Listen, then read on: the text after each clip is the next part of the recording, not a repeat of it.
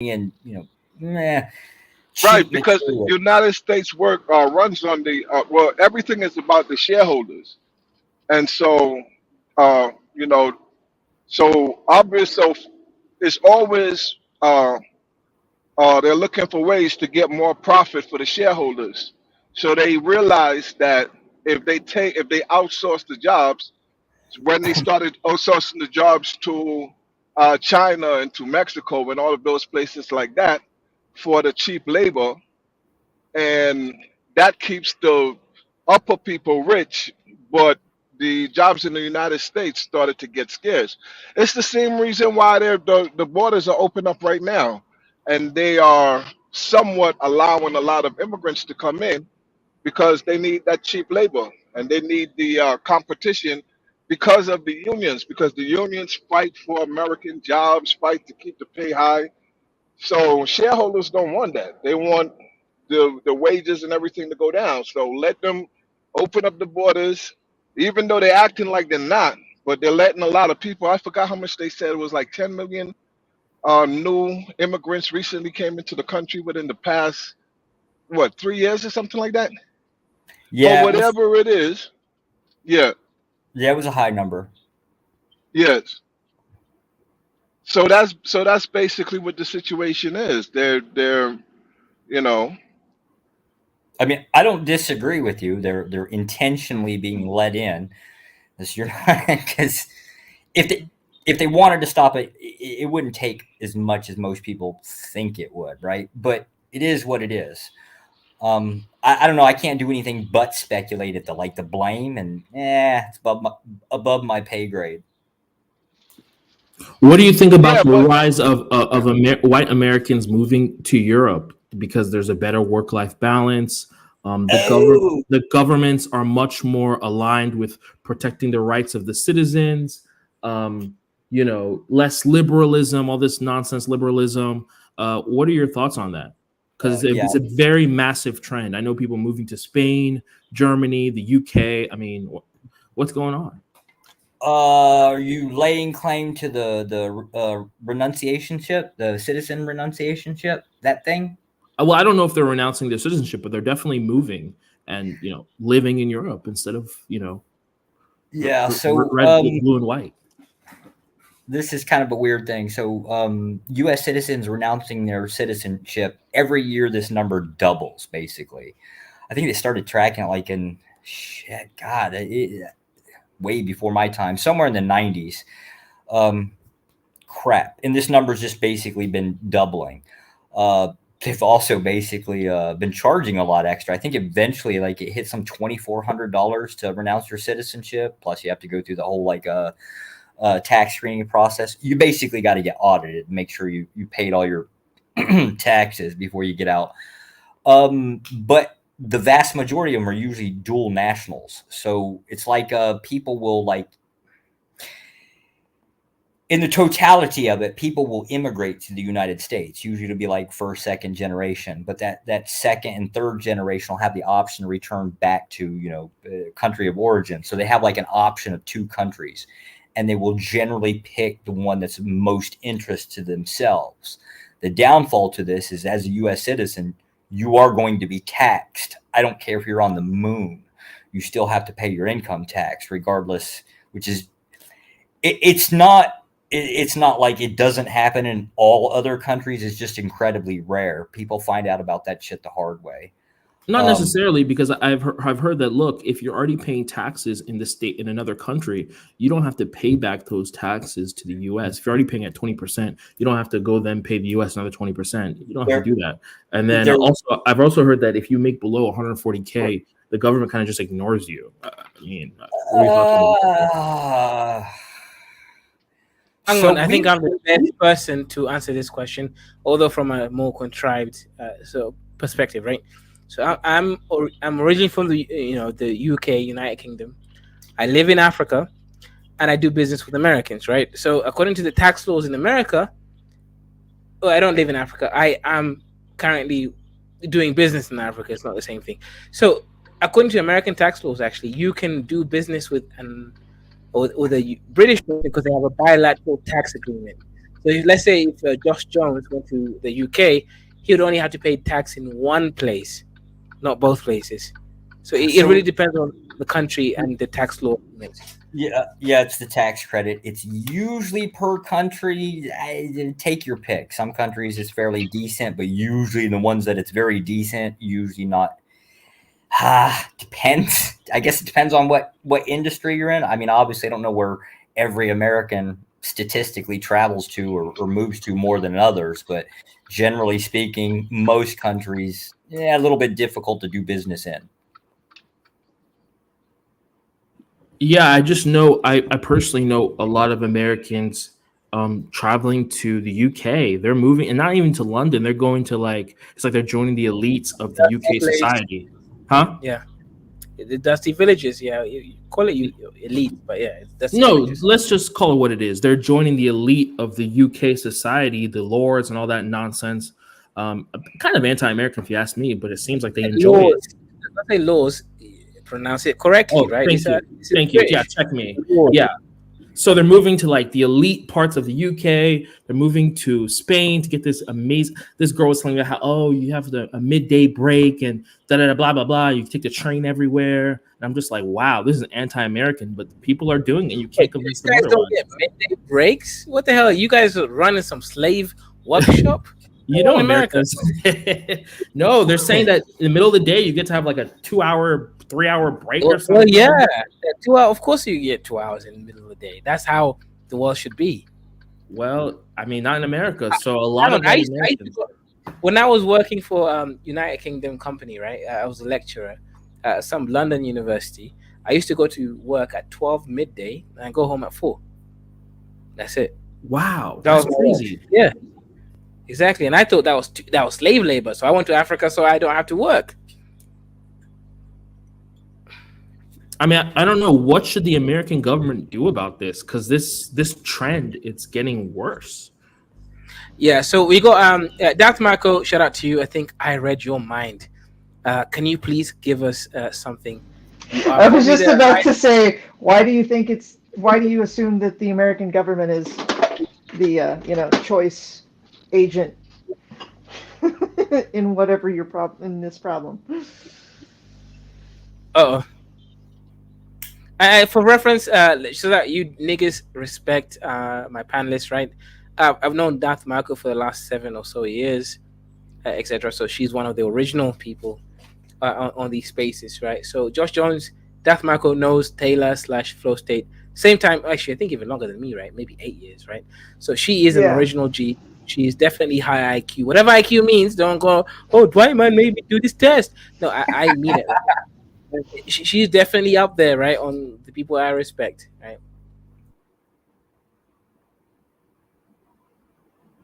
Yeah, go ahead. I don't know if America should care. All I know is it's quite alarming, this trend.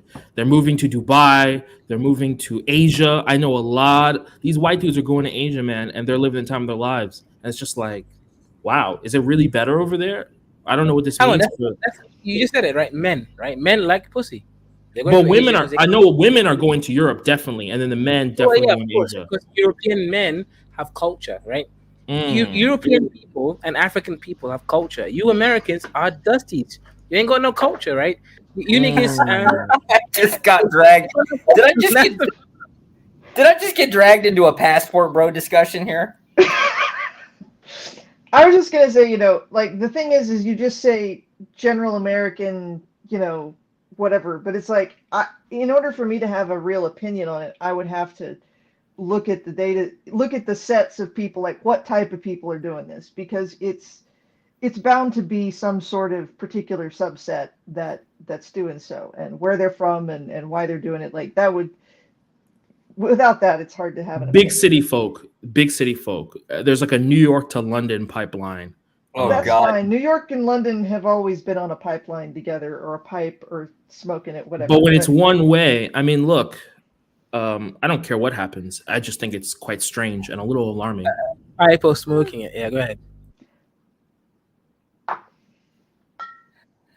So I can only speak for parts of Asia. So like currently I'm here in Vietnam, been here for a couple years now. My wife is Vietnamese. Um, I didn't even know that. So wow, I just hit the hammer on the nail. well, yeah, By the except way, for hang on. the, Is Momo Vietnamese or what country is it from? Momo. got it. Like the Am I? bread and it's got that pork in the middle. It's really nice, and there's a bread on the outer case. That shit is fire. Which country is that from?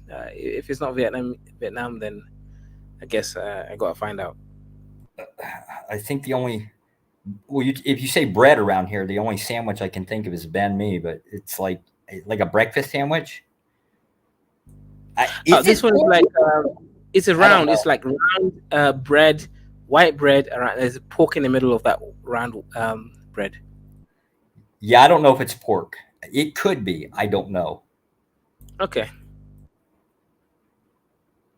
I mean, the place ain't a bad place. It's just not like if you're a U.S. citizen here. First of all, if you're a U.S. citizen, you're going to be paying to live here. Period. Right? There's no such thing as like even you couldn't get married and then have you'd have to go through the process of residency or the application for it. Like at the minimum, well, usually at the minimum every 3 months, but I think the average is like every 2 or 3 years. That's about what the residency cards are going for. Um, so it'd be like having to reapply for permission for residency. Let's say you did get married, right? And like that's you're going to try to live here. That's about every 2 years. You're going to have to go up and pay. Uh, I think it's like at $300. Um, you go through the process. I don't know, 2 or 3 times. Yeah, I have to go through immigration. It's actually a big hassle. And plus, their standards, like how you go about doing it. 2 years they'll do it at this office. 2 years later they'll do it at a different office, but they don't have that information on their website. So people are constantly asking like where you have to go, what do you do. That's like probably the big thing the embassy or at least the consulate here in Saigon deals with, like is asking where do you go for this shit. It's more chaotic here, but that chaos is how the locals actually derive revenue from it. Like it is in itself a subset So you interest. understand that third world countries have this weird way of making money. Yeah. I mean, that's why I think you understand my point intuitively, right? Shout out to T Mac Jake for another $5, right? So today you already sent $15. Sorry, no, $25 today. So shout out to you. And also, guys, make sure you support African media. I was gonna say black. I'm not black. African media, right? Send money to me or one man, my business partner over there on his channel. I'll share his channel details on for a second. Shout out to you. Another $5. What did I say earlier? I told you all that JJ went to Vietnam to find his traditional wife. Interesting. Huh? I guess you're intuitive. T.My. Jake, right? You could see right through him, right? Because these niggas love to say all sorts of things apart from the truth. So, are you married? Or kids slash long term partner? Do you love Yeah, those Asian? You love those I, Down syndrome looking I've Asiatic been eyes? married. Yeah, no, I've been married. God, I think it's like 6 years now. Kids 5. It was like I'm married. Yeah, I was married about a year before the kid, so I've been married about 6 years and have a kid. Just one though. Interesting. So, were you looking for high IQ? Because if the only reason I would mix with an Asian, is because I'm looking for high IQ kids. Were you looking for Oh high IQ? shit, I can't actually. So like you realize like I'm 40, right? Very late in life. Very So late? like No, that is. I'm like 32, so we're similar age. oh well, no, I meant like to get married and have kids, kind of thing. Oh, all right. I Um, see your point. Yeah.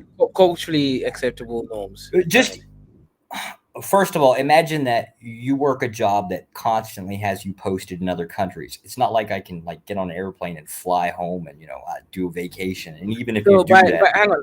Just so we all know, Darth, Maafa, and Caesar, right? This nigga is an agent. He is an agent, legit an agent, right? So we all on the same page. Go ahead. yeah, don't make that sound like the James Bond bullshit. It's nothing like that. It's paperwork bits mostly. Okay. Um, yeah, about 85% of it deals with like the business sides and trade agreements, things like that. Um, like the whole concept of like picking a wife kind of thing. The only thing I knew to do was I was very interested in kids, but not wholeheartedly. It's kind of like you're a dude, you're not thinking about kids, right? But in the back of your mind, you're thinking, my friends all got kids, they're married, that kind of thing. And so they seem to be happy and miserable too. It's just a weird thing. And so you go in that direction. But you don't sit long enough, right?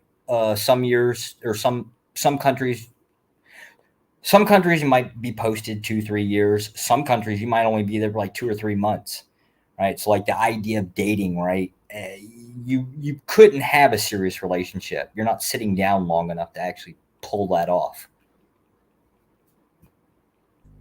Interesting. So, Da, shout out to you, my fellow ENTP sister over there, right? What's your psychological analysis, right? For me, I initially thought INTP, maybe INTJ, who knows? But the guy definitely sounds like he's one of us from some perspective. Go ahead, Dr. Michael. What's your opinion on Josh Jones, right? The guy that beats everybody up, but he's really a white man in Vietnam. I don't beat anybody. I go around beating people up. I'm actually a little guy, right? Like, I mean, I'm tall, but I look like a bunch of toothpicks got glued together. You said, "What's my opinion?" Oh, here I am. Oh, I thought you asked me. Yeah, Rose. Go ahead after Darth, but let's let Darth Manko go first, and then you can go afterwards. I mean, definitely seems like a.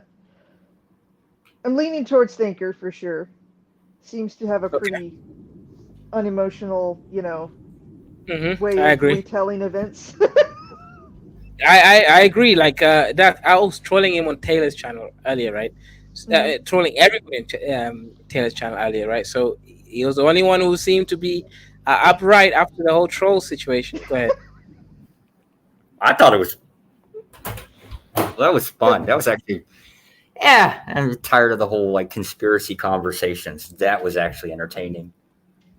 That's funny because I was going to ask you if you're on Taylor's channel, what do you think of Taylor? In short.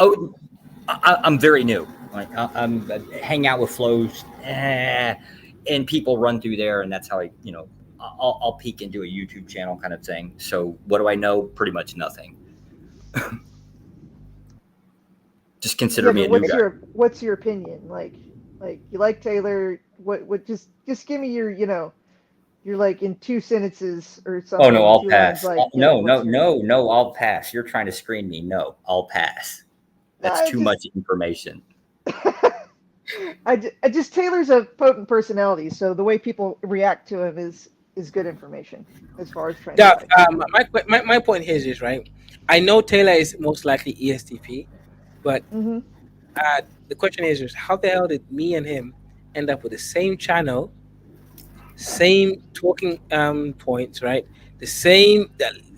My channel, his channel, literally the same channel. Yeah, he does exact same thing, right? We kick people out. I charge $50 to kick a person out. I do slave auctions, right? We sold someone last week. In fact, Caesar, you were there, right? You bought a slave for $300 a month ago, right? Please state the point so that you can validate me, right? Yeah. Exactly, right. So I do slave auctions and all that stuff. How the hell, Darth Marco, did me and Taylor end up having the same channel the same way? Obviously, I'm a little bit high level, right? But if he's only an ESTP, right, he must be a superior ENTP just like us. I mean, that like I've met and hung out with Taylor in person, and he was actually I think at my house when he decided he was an ESTP, not an ENTP.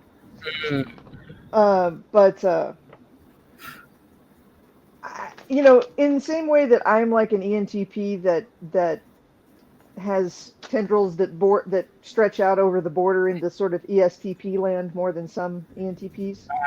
Yep. Taylor, in my opinion, is an ESTP that hangs out in but he's sort of more in the ENTP borderlands. So that's why he sometimes resembles an ENTP.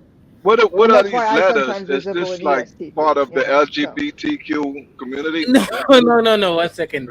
Rose of Maafa. I'll actually, if you guys allow me, I'll do like a 5 minute basic sort of whatever explanation, right? But Rose, this is a psychological sort of profile, right? There's something called the Myers-Briggs type indicator, and also there's something called the what you call it, Big Five psychology stuff, right? Same stuff, really, right? They just rebranded it. Um, Yeah. so we're talking Psychometric about Taylor. Yeah, categorization or clustering. characterization. Exactly right. Psychometric clustering is what I would call it. Okay, yeah, that makes more sense, right? So Taylor is someone from one of our crew, right? We've known him for like 7 years. He runs a channel called Flow State in YouTube, right? So we were just kind of psychoanalyzing him, right? And again, Darth Marco, I'm just giving context, right? Darth Marco is the only other human being apart from Mike who would give the high IQ sort of propositions. So shout out. All you other niggas, right? You niggas is like monkeys and low IQ, right? Darth Marco and Ike are the only niggas I'll give similar representation. And is Taylor a white person? She, I mean, she's a technically, Mexican. yes. Is Taylor a white person? She's a Mexican. Oh, it's a she. Oh, okay, okay. No, Taylor is yeah, he's white. Oh, okay, okay. But he's also like I have jokingly told people he's one of the blacker people I know, so take that how you will.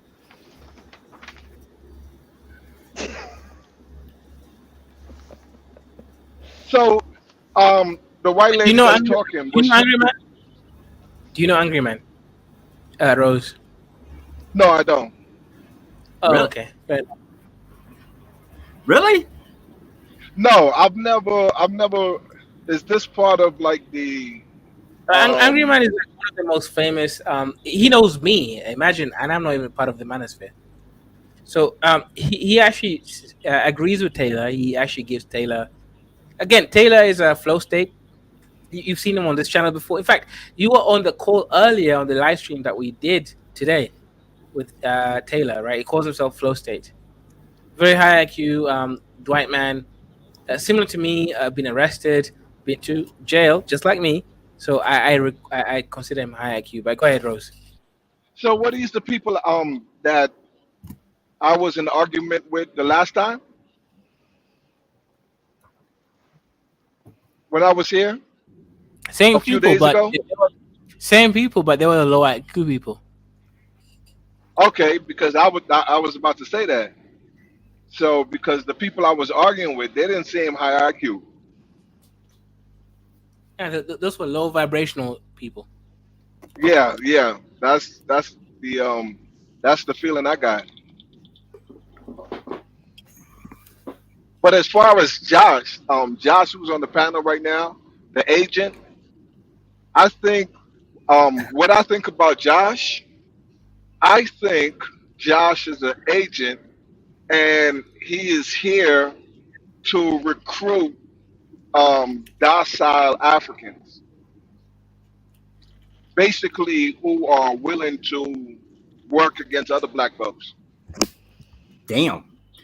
Well, to be fair, so there's a claim that there's a so like if you add up all of the relationship problems, like all of these panels that are based on um, the manosphere type of panels, which seem to be growing in numbers, um, that would imply that guys and girls aren't getting married at like the marriage rates are declining and things like that. So there has been claims that it's going to result in a cultural collapse kind of thing. So outside recruitment would not seem unfeasible. So you are recruiting docile Africans for the gender war? Wait, why do they have to be docile? Like if there's you're adding war in there, so you definitely don't want docile. Well. Um, you brought it up as a gender war. I just thought you was just looking for certain Africans that would be willing to work against other black folks. Most most of the whole, I know I'm kind of conflating it. Like the manosphere is supposed to be like the oh shit, the other side of feminism, like the opposing side of feminism. It's just it all gets conflated, like the red pills. God, what the hell? All these different groups about. Yeah, shit, I just boil them down to like the He-male or the He-Man woman haters group. It always boils down to blame, so it just naturally becomes conflict. So that's what they do. And then on top of that, it's YouTube, right? So conflict draws interest. People like other people fighting. They find it entertaining. So they do what they do. They fight. Oh yeah, you're high IQ because you're diverting what I'm saying into a whole other conversation.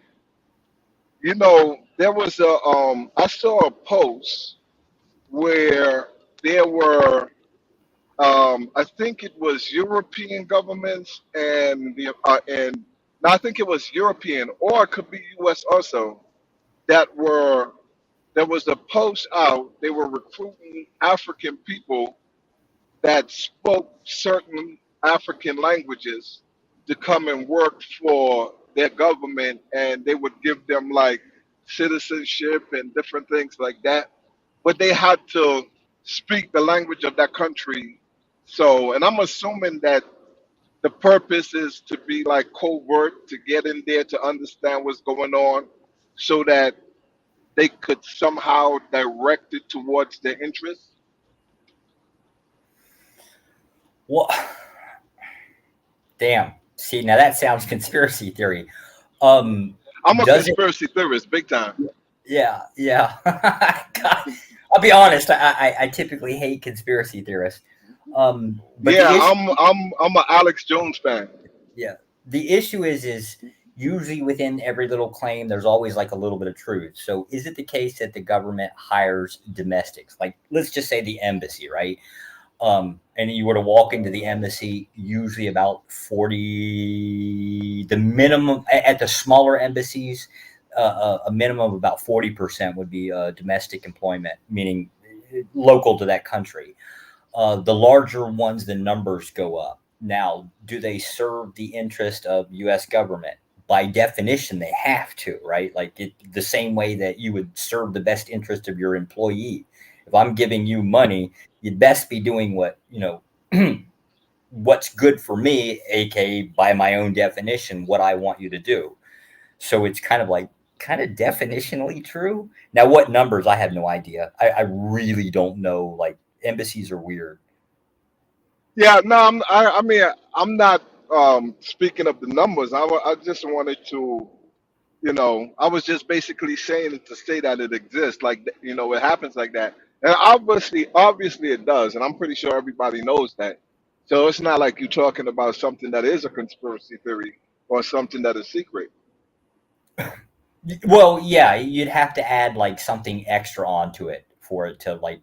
I would say you'd have to add something extra onto it, like I don't know, undermine American culture or some shit like. You'd have to add more of an intention to it to really come across as like nut job conspiracy theorist. So are you familiar with COINTELPRO? Actually, no, I don't think so. Okay, so COINTELPRO is when they used to recruit like black people here in the United States to work against like black organization, the civil rights organizations back in the 60s, the 50s, 60s, and 70s. Okay, Yeah. yeah, So so that would it's done even domestically. yeah, that would definitely be a thing. Yeah. So it wouldn't be far fetched to think that you're doing Yeah, some recruiting right now, right? that's why I said technically the claim has some feasibility to it. So like, yeah, are you asking me to answer it? Like, No, I'm saying, yeah, yeah. You're recruiting right now, right? Mhm. here's the. Would you believe me if I told you yes or no? Like, it answered either way. Oh, you know what? You're right. That's why it's like, yeah. Mhm. Where you from, Josh? I was oh god, I was born on Homestead Air Force Base.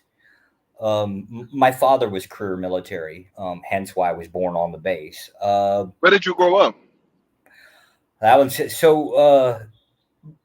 All, we got off base when Hurricane Andrew blew the damn thing off the face of the map. But mostly, I You think from Florida? well, I was, yeah, sort of, right? So, like, Homestead is a weird place. Well, back then it was a weird place. Now it's a shithole. See, Um, that's why you think that there's no racism. You know, um, because when I was younger, my mother, we moved from New York to Florida in the so we were, '90s. yeah, we were. I'm the opposite. Like, I think somewhere around the age of 10, 11, somewhere in there, uh, we moved to New York, Oh, upstate, okay, okay. upstate New York, not New York City. I really hate New York City. Yes. I'm not. Because during the '90s, there was a migration of a lot of people in New York, especially from where I was living at in Brooklyn, and there was a lot of people that were moving down to Florida. But they were not nobody. They were not going like in the ghetto. So the area that my parents moved in, it was like it was a predominantly a white neighborhood, so we were around a lot of white kids, and a lot of those kids were cool as hell. Yeah, what year? This was about 90. I want to say 93. Yes, it sounds about right, right? Also, of course, also Yeah, it depends on like what neighborhoods and obviously it depends. Um, Major cities are always the weird anomalies, right? And it's usually just based on the nature of having large groups of people and smaller land masses. They behave differently, but that goes into sociology more so than psychology. If you ask me, I think it goes outside of our realm. yeah. So, because okay, so there's something. This is an interesting conversation because so when I lived down in Florida, right? So the area that we lived in, so my parents, we lived in it was an apartment complex. Even though most of the majority of the kids or the people that live around there was white, but a lot of the black kids that were moving down there were coming from like New York, New Jersey, Connecticut, Yeah, and say it again. yeah. Yeah, no, that's the area that I lived in. So, but what I noticed is that well, all of us, we all were cool when we were kids, and we all hung out. I mean, we had a blast. But what I noticed is that when everybody got older, like everybody just went their separate ways and you know, went into their own lives. Like, Yeah, it was but just strange. You, isn't that the norm? Like, isn't that the normal? Because like what you're describing is the same thing that life was like for me. I'd imagine that would be the same for the vast majority of people. Like as you age up, you tend to go your own separate ways. yeah, you're right. Say, well, what I'm more focusing on is like basically showing the different outcomes, like of the different cultures. So, like with the white kids, they had more access, and they had more, Oh they yeah, had yeah, they right. yeah. I get So, what. right. Here, well, here, let me ask you this. So, like, did you attend things like I don't know, like 4-H, I don't know, boys and girls club, or like I don't know, Boy Scouts, anything like that? No, I did not. What I did was, so when I turned 15 is when I went to the Job Corps, Right. Yeah. and yeah, That well and that would explain what you mean by like access. So like 4-H generally would have like its own scholarship system. I think they had crap. They were tied to RC&D, so they would have had their own Pell Grant system. well, I don't think that's what it was. Like so basically what I'm talking about is that so like for a lot of my black friends, it's only a few of them. It's only like a handful of them that went on and like succeeded in life. There are some people that end up either dying or getting killed. Some people went to jail. Some people are just strung out on drugs. Some people were, Oh, but with a lot of the white kids, like all of them were because they were already like, their parents were successful. Now, mind you, when we were younger, we were all doing the same things. We were all hanging around, drinking, smoke a little weed, whatever, got in a little trouble. We all did that it together. But when we that got older, yeah, that you sounds like high know, school. Yeah, yeah. yeah, yeah, I think the problems were a little bit different. Also, obviously, culture is going to be indicative of behaviors, right? And that's going to be because of traditions. Basically, whatever, whatever traditions that you were exposed to with your family, that's your culture. It's effectively what it boils down to. And so, obviously, that's going to have an effect on your behavior. The environment's going to have another effect. The reason why you would see a difference would be again because environments are like consistently different. So like one example would be like so we'd be doing the same things exactly like you said. So I was mostly like I call it I say I'm a redneck because like we were very we like the woods versus the big cities. It's just always the thing, right? We pick up trucks and all that shit. But everything you're describing is exactly seems like kind of identical to the things that I did in high school. But now the problems become different because of like uh, the region, the area, right? So I'd say about a good. So the class was like 42 students. Six of them died of in traffic accidents, mostly DUIs. So they get drunk and basically drag race in the street like idiots, end up getting themselves killed. That was kind of like a common thing in school. Um, it's just like the problems that we were exposed to really again mostly going to have a lot to do with the environment too. And I mean like by environment I mean the difference between small town USA versus like I don't know big city and how they deal with it, right? I'm sure they had their problems. I just don't exactly know what it would be. Big city definitely a different entertainment system than we would have access to. yes. But with Florida, I mean, with the at least a lot of the white people, because a lot of the white people in Florida are not necessarily from there, Yeah, it's and the retirement. area that we live, Yeah, yeah, yeah, it's retirement, but also there was a lot of new development that went up, like in the 70s, 80s, 90s. So yeah, the area that we were in yeah, was sort of a new development. So a lot yeah, of these people that were coming in for opportunity were coming in for the new opportunities that were being available down there in Florida. But with yeah. a lot of the white parents, so what I was saying, they had more access. Like I'll give you an example, like of my mother, right? Right. So my mother was a very intelligent person. She graduated valedictorian from a Catholic school, an all whites Catholic school. It was only like black people in the school, Damn, I would have and not. Yeah, I would have not have guessed the Catholic part. I really wouldn't have guessed that one. Okay. Yeah, yeah. My grandmother, she worked her butt off just to put her in school. Yeah. To the point where they hardly even have food to eat. All of that situation. Yeah. And my mother, as intelligent as she was in accounting, and so she actually worked for she did a lot of work for accounting work for different people, like for the newspaper down there in South Florida, and then also for like a nonprofit, a very successful nonprofit organization, and different things like that. But she was doing like a bunch of jobs, and even the jobs that she was in, even though she had like a superior position, she was they used to overload her with work, but the pay was not the same as if, like, let's say if it was a white person doing that same job. You understand what I'm saying? Yeah. Yeah. Yeah. Yeah.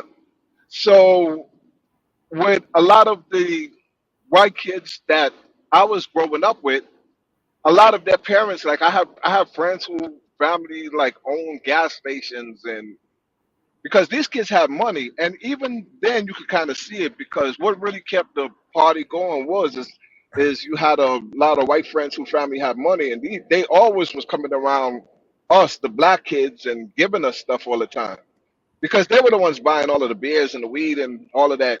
You understand? Our parents didn't really have that kind of money like that. These were Right. like hardworking black folks, and so later on, like even though they were somewhat delinquent when they were younger, there was a certain point where I'm assuming their parents had that conversation with them and let them know, like, listen, you got to let go of the bullshit because this is where you're going in the future because this is what you need to do and what you need to be. Our parents had that conversation also, but it's just that a lot of the access and opportunities weren't available to us in the same way as it was available to the white kids. What do you think about that? Well, yeah, money is going to control your access. So yeah, Mhm. Yeah. it would be like the after school programs like that I mentioned, right? Even if it is the case that some of them were like free attendance, right? You still require resources to get the kid to and from those locations, right? I don't know what the big cities would be like. That's why I asked the question because I don't know what you guys have in those areas. I have maybe the YMCA or something like that. Which I don't know what the hell that would have been like in the 90s. Well, none of us were like going to programs. So, like I said, like we all were like hanging out. You Right. understand? Right. Whereas in I won't say the majority of us. I actually think it was closer to like 30, maybe on the high end, 35% of us were doing after school programs. Probably for varying degrees. Like our parents were busy and it was like a way of keeping us busy and babysat at the same time. Like some of us were problem makers. Like our parents didn't want us like at home alone because I don't know, we might burn the house down or have a house party. Like there's always a reason for it, right? But I'm saying about 35% would have been exposed to after school programs commonly. Right? And that does cost money. I mean, the service itself, like say 4-H, would be free attendance, but it still costs to get the kid to and from. Yeah. So, well, because this is the thing that kind of makes me extremely curious, right? Mhm. Because when I was younger, with our white friends, it was like we had like damn near a brother and sister relationship. You understand? I used to sleep over their house, like you understand. But Yeah. what is strange to me, and even when we got older, like even right now, they would still check up on me, and etc. But Hmm. what is strange to me is that, but when I go out into the wider world, there's so much microaggression that comes from white people that I meet on a daily basis, and it's very confusing Oh, because that's yeah, easy too. That's easily explainable too. So think about like the concept of your friends in high school, specifically just starting in high school, right?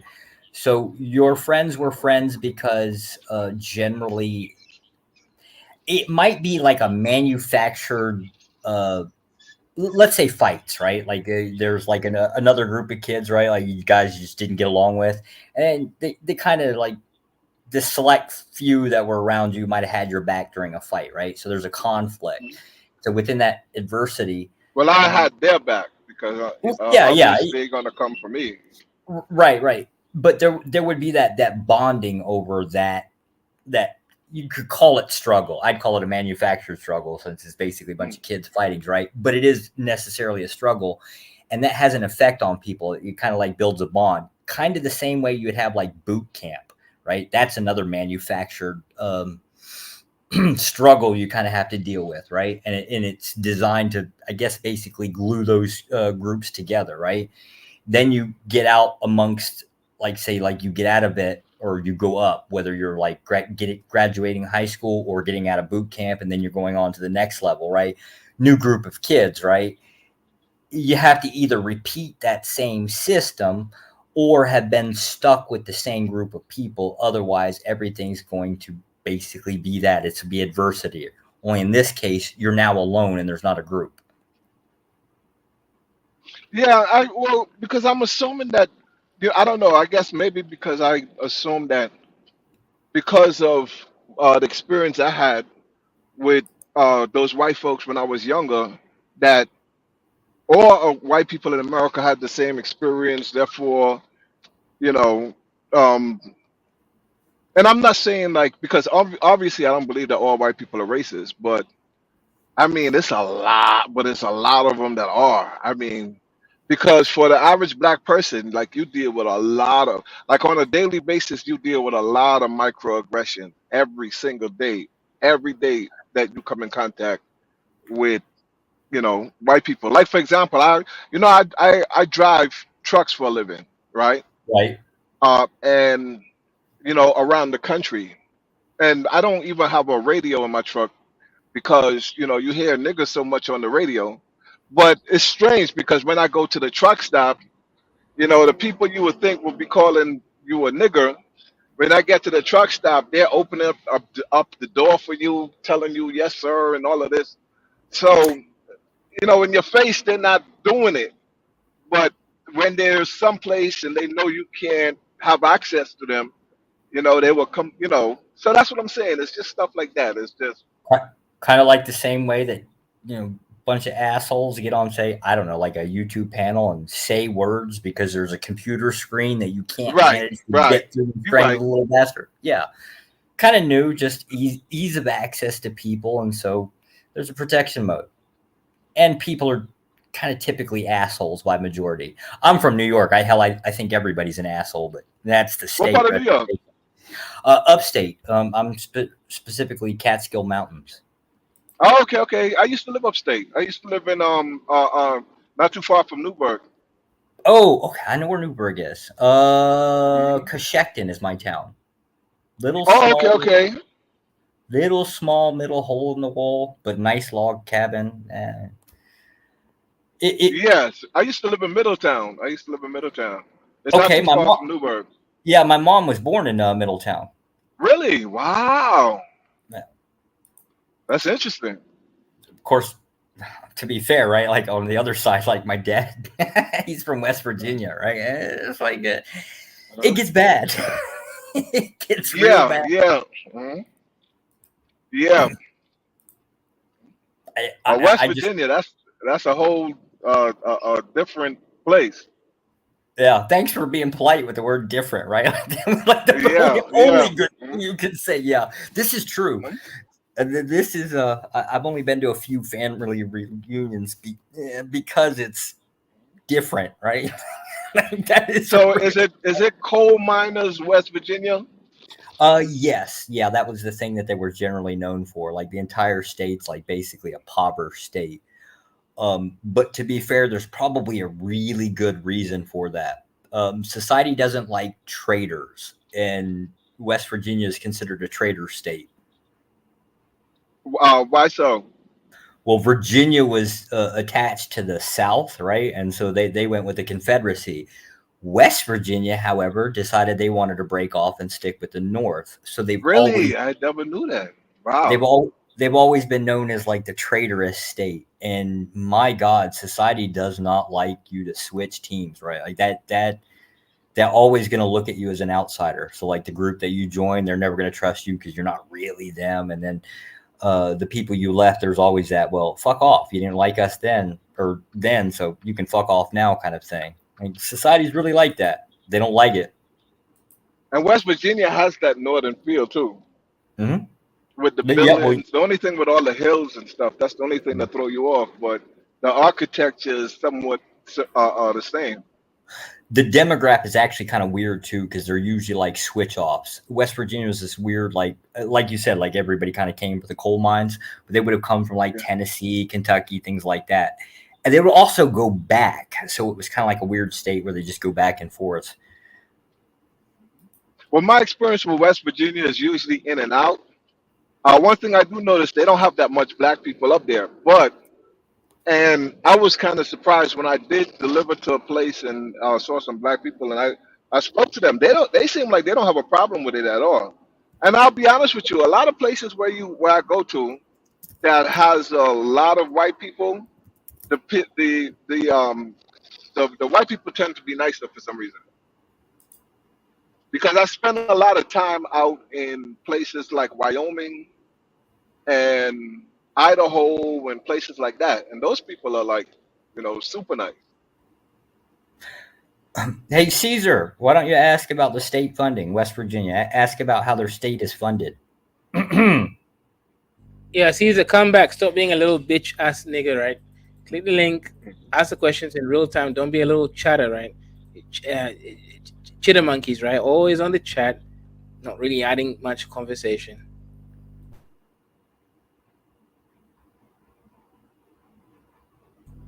Anyway, Yeah, You so say you're a conservative. How conservative are you?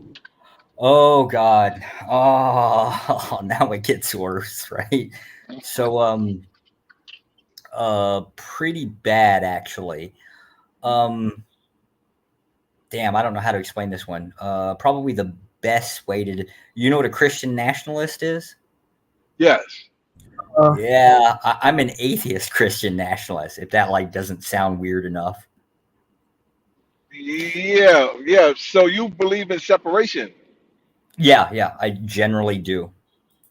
But you know what's so funny is that there are a lot of especially black men that have the exact same views as a lot of conservatives. The only Uh, difference is that people want, because there are black people that wants to separate also. Black people well, would rather have the South and let white people have the North if that was possible.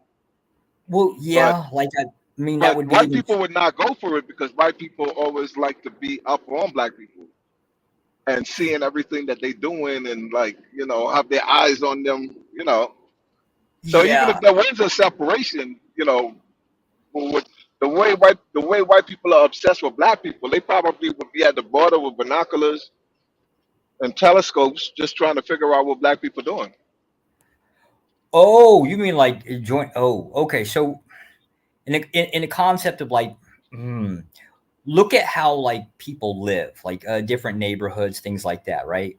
With the exception of like economical reasons, generally people kind of group together. So like you'll have different areas within the U.S. where like say the Vietnamese go. Uh, Sometimes they get grouped in Like together with. Chicago. Yeah. So Mhm. people tend to kind of group together like-mindedness if they have the choice, and that usually that's going to boil down to like economy. So it could be like subsidized housing won't follow that model, but generally speaking, if they have the choice, they're going to group together. It's just natural. It could be the case that it's race. I kind of consider it just depends on the culture. When you talk about like black conservatives, there's a huge number of them. I mean, obviously, for what you can talk about, like of a small percentage of a population, but upstate New York actually had a lot of conservatives. Like the state is nothing like New York City. Right. Yeah, and yeah, nothing at all. Because I feel like, as a matter of fact, to me, it seems like a lot of white people that live upstate, they tend to, they remind me of white people down south. Because you still have some white people that drive the big pickup trucks with the big wheels on them Yeah, and stuff maybe, like that that live upstate, that live yeah, way upstate by, yeah, maybe aesthetically, but I don't know. God, like it's hard for us that live in the state, right? We really don't know. So like take Southern hospitality, right? Like this is completely polar opposite of like New York State people, right? It's just Mhm, it's a thing, right? Southern hospitality actually is a thing. New York's being assholes generally. That's a thing too, right? mhm. That's why I would say outwards appearance. No, I don't think we'd come across as like the same. I've actually been driving through upstate New You York and seen a house had a Confederate flag on it. I thought that so was strange. I didn't. you guys Ramos, can guys, yeah T-Mac says, right? Atheist Christian nationalist. Who is the real troll? go to go to Andrew's Discord. You can ask about me. If I could just tap in, the whole atheist Christian nationalist thing, it's not that crazy. I mean, there's millions of Jewish people that are not religiously Jewish, but they're Zionists, right? So, I mean, you're an atheist, but you feel comfortable living around Christians, and you're comfortable living in a Christian nation. There's nothing that crazy about it. Millions of people are like that. So I don't know. Yeah, I'm no, surprised. just to be fair, like the animosity toward Christian nationalists, they'd be right to kind of be leery of it. Christian nationalism is trying to become a political movement. I mean, it's already a political movement. It's already the Republican is basically a Christian party. I mean, I don't know. It's been like that for a long time, and it's always been it's always been at least it's always at least posed as a bunch of Christians, but again, generally as people become more wealthy, they also become more degenerate too. I mean, you literally have these people. The reason why most of them think they're in Israel, a large portion of them think they're in Israel to reclaim the Holy Land. So if that's not Christian national, that's not some kind of right. Christian fundamentalism. I mean, I mean, and they probably say it. So this is not like profound. This is like they don't like to be classed with the Jews because they think that Jews are oppressors. Also, for some reason, they think Jews are oppressing them. It depends. It depends on. But I really came in because of that whole Virginia comment. I just realized that this is the importance of media. Everyone has their own spin on things. So it's just so funny to someone who grew up like in the DMV to hear someone say, "Oh yeah, West Virginia is like a northern kind of state, and like but people look at them as traitors." I mean, maybe in the hillbilly community, but the vast majority of people don't want to go to West Virginia because one is 92% white, two, there's nothing there. It's the middle of nowhere. There's no industry. And then three, they're racist. So it's like, what's the point of going to a place in the middle of nowhere with a bunch of racist white people? And they could probably kidnap you and like do other things to you. You know what I'm saying? So it was a funny, it's just funny how you describe. Maybe that's your worldview, but for the rest of the world, that's how they view West Virginia, right? Well, yeah, they view it. I'm talking about the cause as to how it came to be. It's kind of a weird thing. Look at the funding for West Virginia. Or am I supposed to feel bad for West Virginia or something? No, absolutely not. I mean, that's kind of how it is. Even in society, you're not really supposed to team switchers. You're really not supposed to feel sorry. That's just a funny narrative. People look at them as racist. That's the reality. I mean, this is the kind of place where if you go there in sundown towns, they might what's the word I'm looking for? Where they tie you up. That shit goes on over there, man. I know there's black people there, but like, come on. Well, hell, I guess when it came down to like stereotyping, I guess I consider them a bunch of meth heads, but it's hard for me to see. My bias would be about the weirdness of the people, but that's like basically judging family members, but that's comparing them to Yankees, right? They're polar opposites. But the concept of how the state was formed, how the state is funded, it's a very punished state, very, very punished. I mean, maybe these are the conversations that go on in like the super white American world, but everyone else, they're just like, yeah, I know, it just cracks me up. He's like, yeah, it's just funny as shit. Anyway, it's a state. It's got some really fucking weird history. There's nothing there. I would never advise anyone to go there. There's nothing to do there. But anyway, it's your hometown, so I get it. But you already left. You left too. So it's my dad's hometown. Like that's where the old man's from. My hometown would actually be a military base. Yeah, and the whole thing. So someone said something about the South versus the North. They know the whole issue white America's always had is that there's a large black there's a lot of black people in the South, and they've been trying everything to get them out. I mean, look at like Louisiana. It's like 37% black, but there's no black people really in the government, right? Most of the black men are in jail in that state, right? In fact, you're more likely to get elected in New York or in Maine than in all these super black states because the people there, if they throw black people in jail. Mississippi, there's no black governor in Mississippi, even though it's like 40% black. I mean, what's up with that? So the white people, they've known that the South is an issue. That's why they want to push us up, move us up, and then they want to come back down south to kind of make sure that we don't try anything, So that's the story on that. Whoever brought that up. But you're not really black. You're African, right? Who? Maafa Rose is black. City of Truth is black. You're a dusty African, right? You're from the Igbo tribe of Nigeria. That's your worldview. I am black and African. Oh, you're black, really? Hey, So everyone has a different worldview. my Everyone has a different you, worldview. you're the same color as my nostrils, right? As my foot. Are you a Blackfoot, Black American? Huh? What's going on? But yeah, Darth Michael, are you there, sis? I don't know if you're still alive. Yeah, yeah, I'm still there. Yeah. So, gathering from the information that you got, I don't know, what's your conclusion, or rather, preliminary conclusions on Josh Jones? Is he one of us, or is he a Dusty center feeler? Well, I'm definitely a Dusty. Okay, yeah, that's one of us. I don't smell feeler. If he is one, he'd have to be like an ENFJ or something, which are not very actually feeling. Um, I think he's TI over NI. Definitely showing some Okay. deconstructive logic ability, and seems to Yep, default to it. I agree. I would definitely say probably a TI. Yeah. Um, Okay. FE's tricky. I've been trying to kind of like figure out where his FE is. He uses such a different mode of sort of modulating the mood to what I'm used to that it's a little harder to.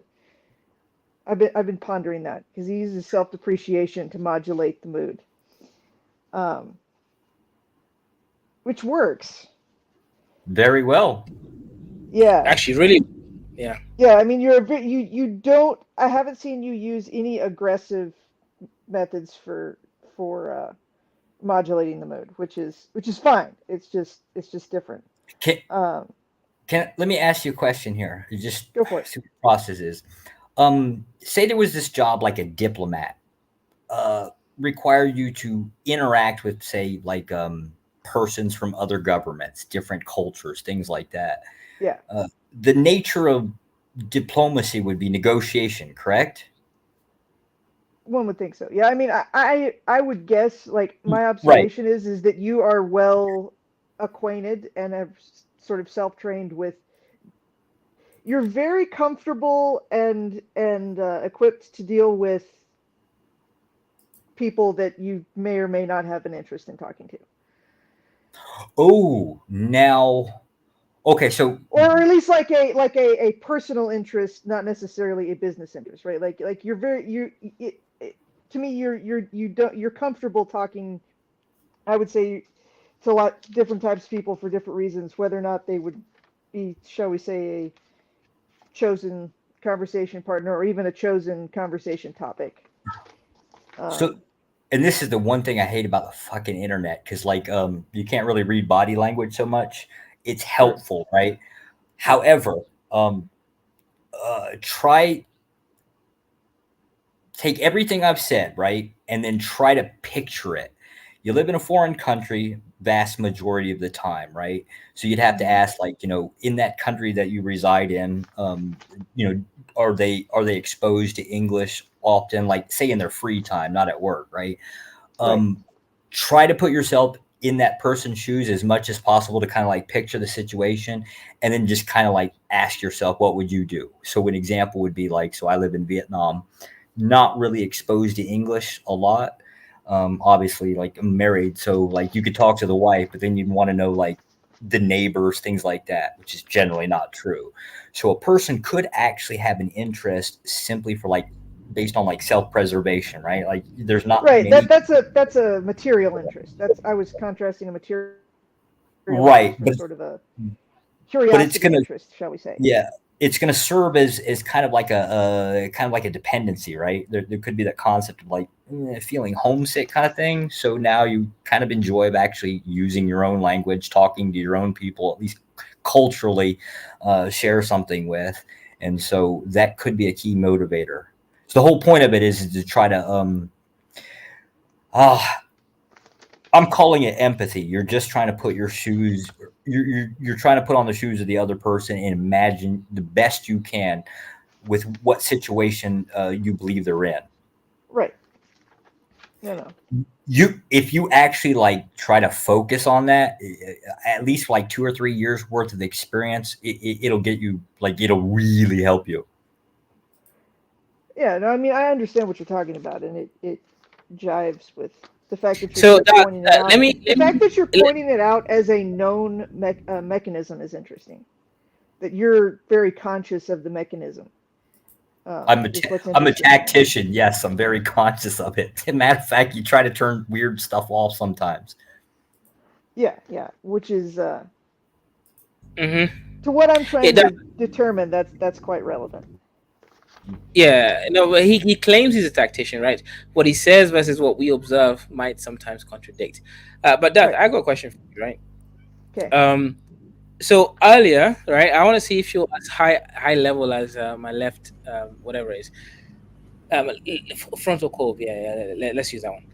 Um, I came to Flow State, aka Taylor's channel, right? And I cooked these niggas, right? I was like, oh yeah, logic is just your feelings, right? And they all came for me. Oh, Kaiser, you're wrong. You're wrong. Yeah. I was like, okay. Then I said, well, the conceptual aspect of logic is pretty congruent, right? However, the applied aspect of logic leads to errors. From can you agree on the same axiomatic definitions? Do you have the same observations of the axiomatic definitions, right? Everybody sees things differently, even from the electromagnetic spectrum. I didn't specify that aspect, right? Now, what's your thoughts on that whole logic and objectivity, truth, and also the fact that quantum mechanics, right, it leads to a different sort of type of intuition. Now, you, me, Ike, etc., we have this sort of new wave intuition, right? Intuitionistic logic, but yeah, what's your thoughts on whether quantum mechanics is really intuitive or not, whether logic is universal and true, or logic is just a tool with limited perspectives? Yeah, go ahead, cook these other niggas. Go ahead. I mean, your question seems to be about logic. I mean, I would say that logic is always contextual, right? Because there's different systems of Yeah, logic. you already There's in. different sets Yeah. of objects upon which you are attempting to logic, right? And the interactions between the objects within the set sort of define the viability of the logic, right? Because logic is all about cause and effect. It's all about effect relations, right? So depending on the set of objects or that you're contemplating or attempting to understand, the axioms are defined by the set, by that which you're observing, not the logic which you are applying. An abstract logic is one that you would have derived from some particular set, right? So like if you've studied a set and you've sort of determined the axioms that govern the set, then you can abstract those axioms, you can save them, store them, and then you can take that, create a logic set, and then you can apply that to a similar set and expect it to be effective, right? To be accurate without having to in detail analyze all objects of the set again and derive the axioms.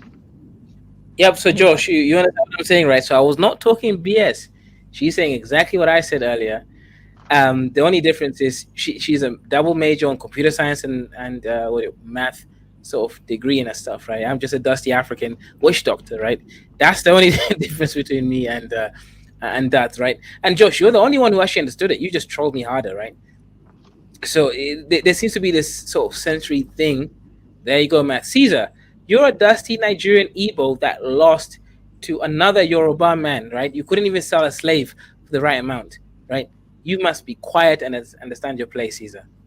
You only recently bought a dusty Fulani, right? Because Fulani's a dusty, right? But you could not defeat a Yoruba man. Eh? What's going on? I don't even understand this narrative. You bought a slave from me, right? Remember, like last week? Sorry, 4 weeks ago. The Fulani man called Well, Al. more like Islamic extremist. I prefer that term. Okay, you bought an Islamic extremist for $300, right?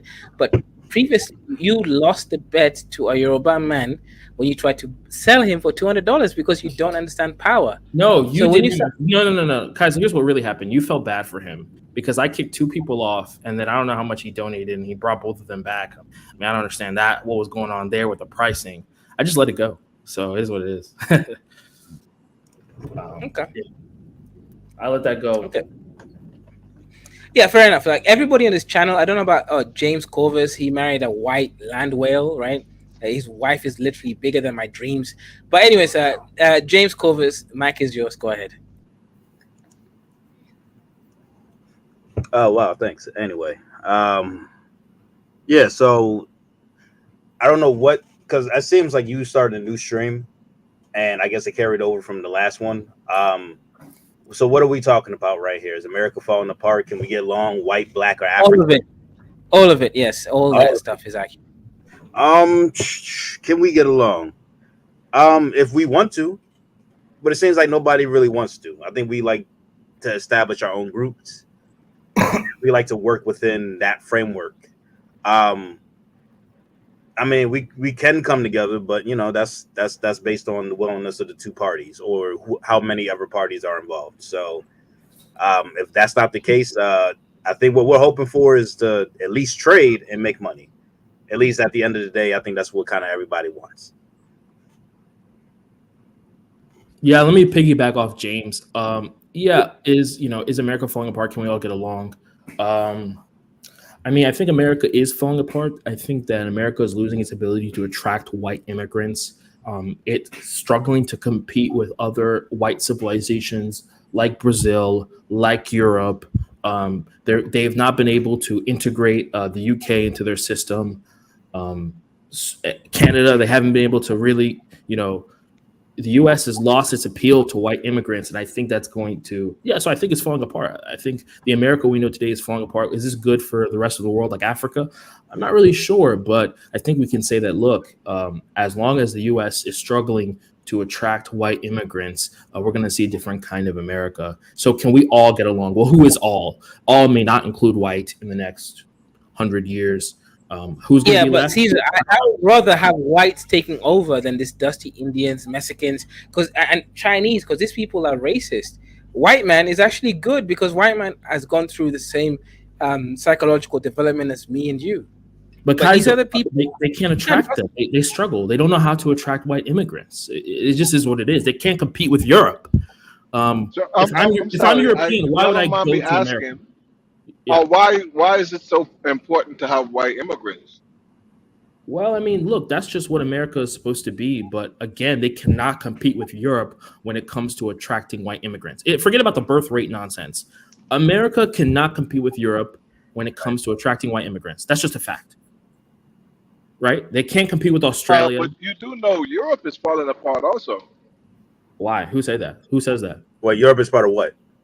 Well, if you look at the recent geopolitical situations that's been going on, especially with that war that's going on with the war that's going on in Ukraine with Russia, that financially that shift, you know, like for example, Western Europe gets a lot of their energy from Russia. Well, I mean, America already cut that off. So now Europe has to get their energy from America at a much more expensive price. So if anything, America is better than Europe right now. And I would just push back on that because, again, the whole predicate of America being better than Europe is the idea that, oh, well, the Europe would rather ally with the West, I mean, America, right, than ally with Russia, right? But, I mean, you see what's going on. The way that the U.S. has failed to protect Ukraine, Europe is looking at it like, look, we're already tied to Russia when it comes to the pipelines. We're closer to Russia. This American nationalism, exceptionalism, even this whole white identity, it's foreign to Europeans. If I'm Europe, America's going to have to sell me, right? Why not work with Russia? We're right next to each other. You know what I'm saying? If I'm Germany, we already have the infrastructure, and we all know Germany's been hesitant to work with the U.S. over Russia. Name why is the euro valuable? My question to you now is why is the euro valuable? And name any European company that is valuable without any American infrastructure, American software, American anything. I mean, the more you dig into it, you gotta be honest here and say Europe is nothing without America, guys. I think a lot of us just live on this app on some ideals of the fact that Europe can just rebuild itself. No, it can't. Right? The same Marshall Plan that like rebuilt Europe kind of build Australia and maybe even South Africa and all these other places. Places were built by America, right? America is the stranglehold. If America dies, Europe dies. That's just a fact, man. Wait, so I think that Caesar kind of doesn't understand like why people immigrate in the first place. I mean, like, why would European immigrants come to the United States? I mean, like, a lot of European countries, not all, are doing pretty well, like living standards wise. They're doing pretty well. So there is no need to immigrate. When you had people like going through famines in like Europe and like war and everything, this is the reason why all these people were immigrating in like the late 1800s, early 1900s. So there isn't so much of a reason to immigrate to the Americas as say like places in Mexico or in Africa where there are very few jobs, very few opportunities, and they come to America to find those opportunities and those jobs. So that's the reason why that the white immigration is going to be lower than immigration from other areas. Yeah, James, Well, I completely agree if with you you. look I at Yeah, completely but agree with why? you. What? Okay, but here's what I don't get. Wait, guys. This is what I don't get.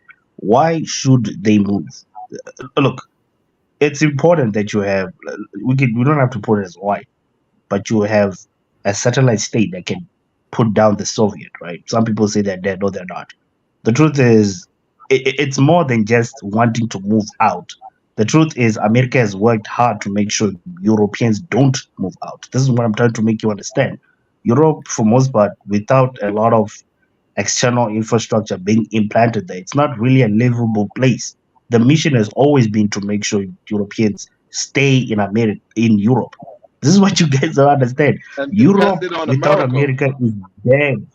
Yes, it's dead. There's no Europe without America.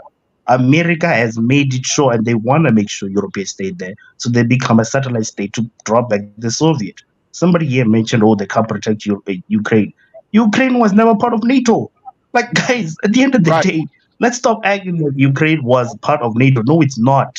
None of NATO members have been directly attacked because if they were, America would show its wrath with NATO. Like, you guys are making it sound like That's goddamn true. Iraq doesn't exist. They wiped that place out of existence in a week. Like Libya too. Like, this is the weird thing about this app. It's like you're expecting them not to follow their own policies that they rolled out. They Mm. protect the nations under their NATO alignment. That's the thing. This extra ones they can get support, but they never said anything about helping Ukraine. That is Musandra, what it is. maybe I wasn't making my point clear. I was basically saying, and I agree with what both of you just said, James and Musandra. I was basically making the point that look, there are two great, I don't know, we can use the word white slap, I guess, civilizations, the U.S. and then you have um, Russia, right? And Europe is kind of in between. And like you just said brilliantly, Europe is not the same Europe of whatever years ago. They don't need to move to the U.S., right? So why would they? And this idea that Europe is always going to be allied with America, I don't think that's something that should be. I don't think that's going to be the case necessarily in 10 years. If I'm Europe, why not work with Russia? We're closer to them. We have infrastructure tying us together. I mean, what's the problem? So that's why I say America falling It might apart? To not me, be the case in 10 years, but it is the case now. I'm just saying. So is America falling apart? Well, America cannot compete with Russia. They can't compete with Europe. I don't know. And if I'm Australian, why am I going to leave to go? That's not necessarily the case because right now, um, right. Well, actually, that's the reason why America has problems with Russia and China and their financial system because all of this geopolitical beef that's going on is over finances, and that's the reason for all of this situation that they have going on with Russia and all of these uh, all of these other countries. So yes, those countries are a challenge to America, especially this BRICS. But right now, as it stands, like America is basically, everybody's still tied to the American dollar still.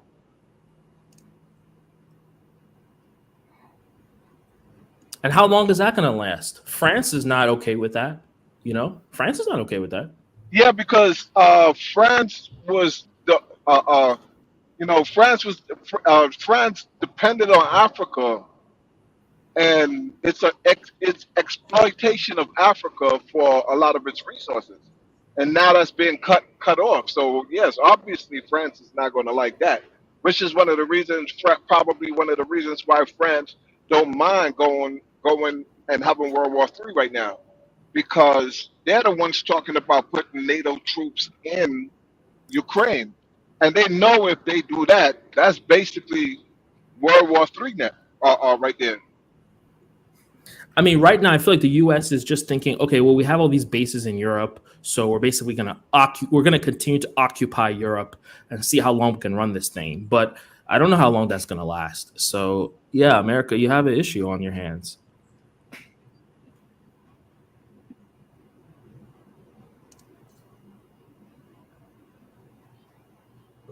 Yeah, Just to be clear.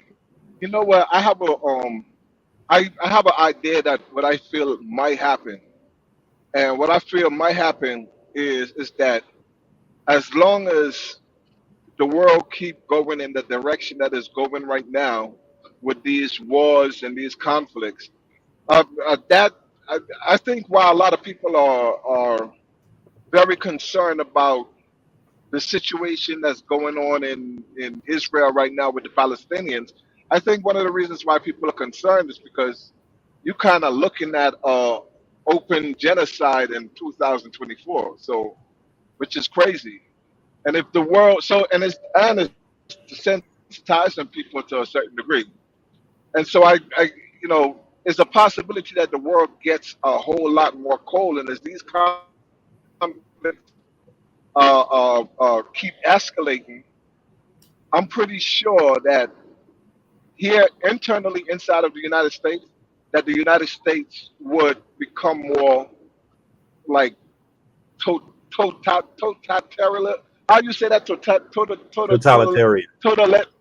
Totalitarian. Yep. Yes. Yes. Yes. So I mean, like eventually, just how some of the situation here. I don't know how this election is going to go, and like how some of these things are going to react. Hopefully, they don't react in such a extreme way, but we'll find out in November. That America is destined to fragment or balkanize. You're just going to have certain regions, certain states that just kind of align with each other. We might have another secession. It just seems like within the next 100 years, like the United States is not going to be a country like it is today. It's just going to be its own fragmented, sections that, they're like in different parts. Like maybe the South is going to secede again. Different parts of the South, they're going to create their own, whatever they might call it. I brought that up on this program before, but everybody went against me for saying that. It's going to happen. Just because how everybody was arguing me down. I keep telling them there's two fractions in America. There is nationalists and there is globalists. Oh, there's a couple fractions. Yeah. I mean factions. Yes, but the main ones are the nationalists and the globalists. So you have a nationalist American first spirit here, and then but at the same time you have the globalist, which is tied to Zionism and basically world domination. And that might be more upper crust. The main sets that's what I'm talking about. I'm talking about the upper. Because that might be more upper crust. That's not where nobody everything on the ground trickles level. down from. Yeah, but ain't nobody on the ground level. Like there's a lot of like people who will be liberal, who will be like against that. There's also people. You also have like Christian dominionists out here. You also got, like you said, like the patriots, like the ultra nationalists. Yeah, there's a bunch of people. Some might just you're right. You're absolutely right. But no, what I'm saying is that those two ideologies is what affects everything else at the bottom. But see, the globalist thing wouldn't work because there's a lot of anarchists out here too. So that wouldn't even work. The globalists. Well, you know what, you right, but that's not going to stop the globalists from going with their agenda and their plans. So, That's true, which but they got means more that resources. is more of a possible right. Which means right, and they have more control over the assets and everything here on planet Earth. So, which means it might be a possibility that there is going to be a conflict in the future, no matter what. And when I was trying to express that on the program, everybody was going against me for saying that. So I definitely think that if people like Trump get elected and they do what they want to do and pull out of Europe, right? We might see a realigning of the European continent towards a more pro-Russia stance. Um, and even Canada, which is not a part, I know a lot of That's Americans feel bullshit, like man. Canada is a part of the US, but it's not. Canada's associated with the UK. That's So, bullshit. uh, Right, right. Yeah, yeah. the whole them aligning with Russia. What are they gonna align with Russia with, and for what? Like Well, I the mean, rubles is so worthless. That the entire economy is run by yuan, right? Well, they're That's not the going to number survive one without dominant Russia currency, right? because they need that energy. So, They're not going to survive. That was one of the well, they reasons why they can. went after Syria in the first place, because they wanted to Well, they bypass can. getting their energy from Russia. So what they was going to do, they was going to They the can. reason why they went into Syria those years ago, they wanted to build a pipeline from Syria that runs into Western Europe to give them get their energy that way. That way they could bypass, they could boycott, sanction Russia, even though they eventually started sanctioning Russia When did this war anyway, start? recently because of Mafa. When did this war Ukraine start? war. When did the Ukraine start That war start? the When U did it the U, start? U the Ukraine war. Yes. Yeah. I don't Only understand why you 2020 asking after that. Corona. Well, I'm trying to actually remind you of everything you just say is just internet talking points, or at least YouTube talking points. The idea that Europe cannot survive without Russia. These are YouTube talking They points cannot. of like, oh, Russia used to provide Listen. this Oh and my this. God, They always had us Jesus. know they have alternatives. Fine. Don't say things like survive, my man. Because when you say survive, you're saying some specific things. Words matter. Clearly, They it won't may be survive, bro. so-called more No, they efforts. need that It's cheap. about it's no They listen. need It that they cheap need more energy to effort. survive. Literally survive. Literally, or Yes, they're gonna yes, the freeze in the plenty of wintertime. alternative, They man. need They that cheap know. energy. They I told you, bruh. America is the main reason Europe exists. Man, Europe, they can American can always subsidize and choose to make lower profits in thinking just so that they can survive and whatever. The thing is, they're not in that situation right now. I keep reminding you. Remember, America. I don't know if you're in America. You guys, when you sell your oil, right? Because you wanna so-called make your companies for years. You can always subsidize the oil companies so that they sell it for cheaper, which is what you do almost all the time with a lot of these big companies. You know about the whole filing for bankruptcy thing where now companies can't even fall when they're too big. That's literally the same thing that could happen within Europe and whatnot. They can don't say that's why I'm saying don't say things like they can't survive. They can survive. It's just obviously it needs more effort, right? The whole transporting and whatnot. It would be a lot more adventures, but if they are pushed into that position, they definitely will thrive after this. Man. In fact, You're they're already you're trying to you're build a taking pipeline from Norway. you're taking it Wait. What as I'm if I'm saying is saying it literally, the like pipeline. as if I'm saying It's everybody's gonna it's die. just a That's not what I'm time saying. matter. No, what I'm saying is even with that, it's just a time matter. The more the Norway pipeline expands and goes into other parts of Europe, and like Europe is very efficient. They're not like some countries. Obviously, they're not as efficient as the Chinese, but they're very efficient in terms of if they have an objective, they will fulfill it in not just deadline, but maybe near deadline. So if this war does carry on, we found Norway becoming the biggest supplier of oil to all European nations.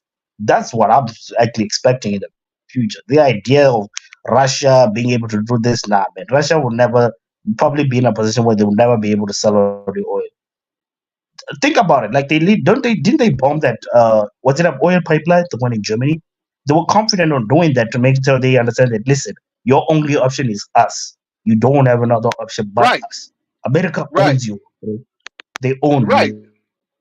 right, right. I don't disagree with you. I don't disagree with what you're saying. It's just that the the confusion is I guess when you say something like when I say that they won't survive, I'm not meaning that literally. I'm saying that their economy is going it will be real messed up. Like you said, it would take more effort for them, which basically it has been taking more effort because they have been paying higher prices to get the energy from the United States. So they are I mean, sometimes let's look at what does higher price mean, though, if you live in Europe. I mean, if you're already living on a country that has like a highly valued currency, is it really? I mean, it's a high price for me as an African, fine. But if you're living with euros, it does come to a middle point, is what I'm saying. So that's why like relativity matters sometimes when people say things. It's right. like See, you're looking at it from a perspective. let's Are just you say uh, okay. So here's what's fucked up. Check this out. I'm an engineer, right? My salary is equivalent to a McDonald's manager in the US, right? where do you live? So the projects are built like that's my Where do you salary live? is equivalent in dollars. South Where do Africa. you live? Though, You, South Africa, man, okay. South Africa. But I'm just saying that's literally what it is, right? It's like relativity. Yeah, I have more buying power within my nation, but reality is on salary wise, I'm as good as a McDonald's worker, you know, with all my qualification and projects I've built, you know.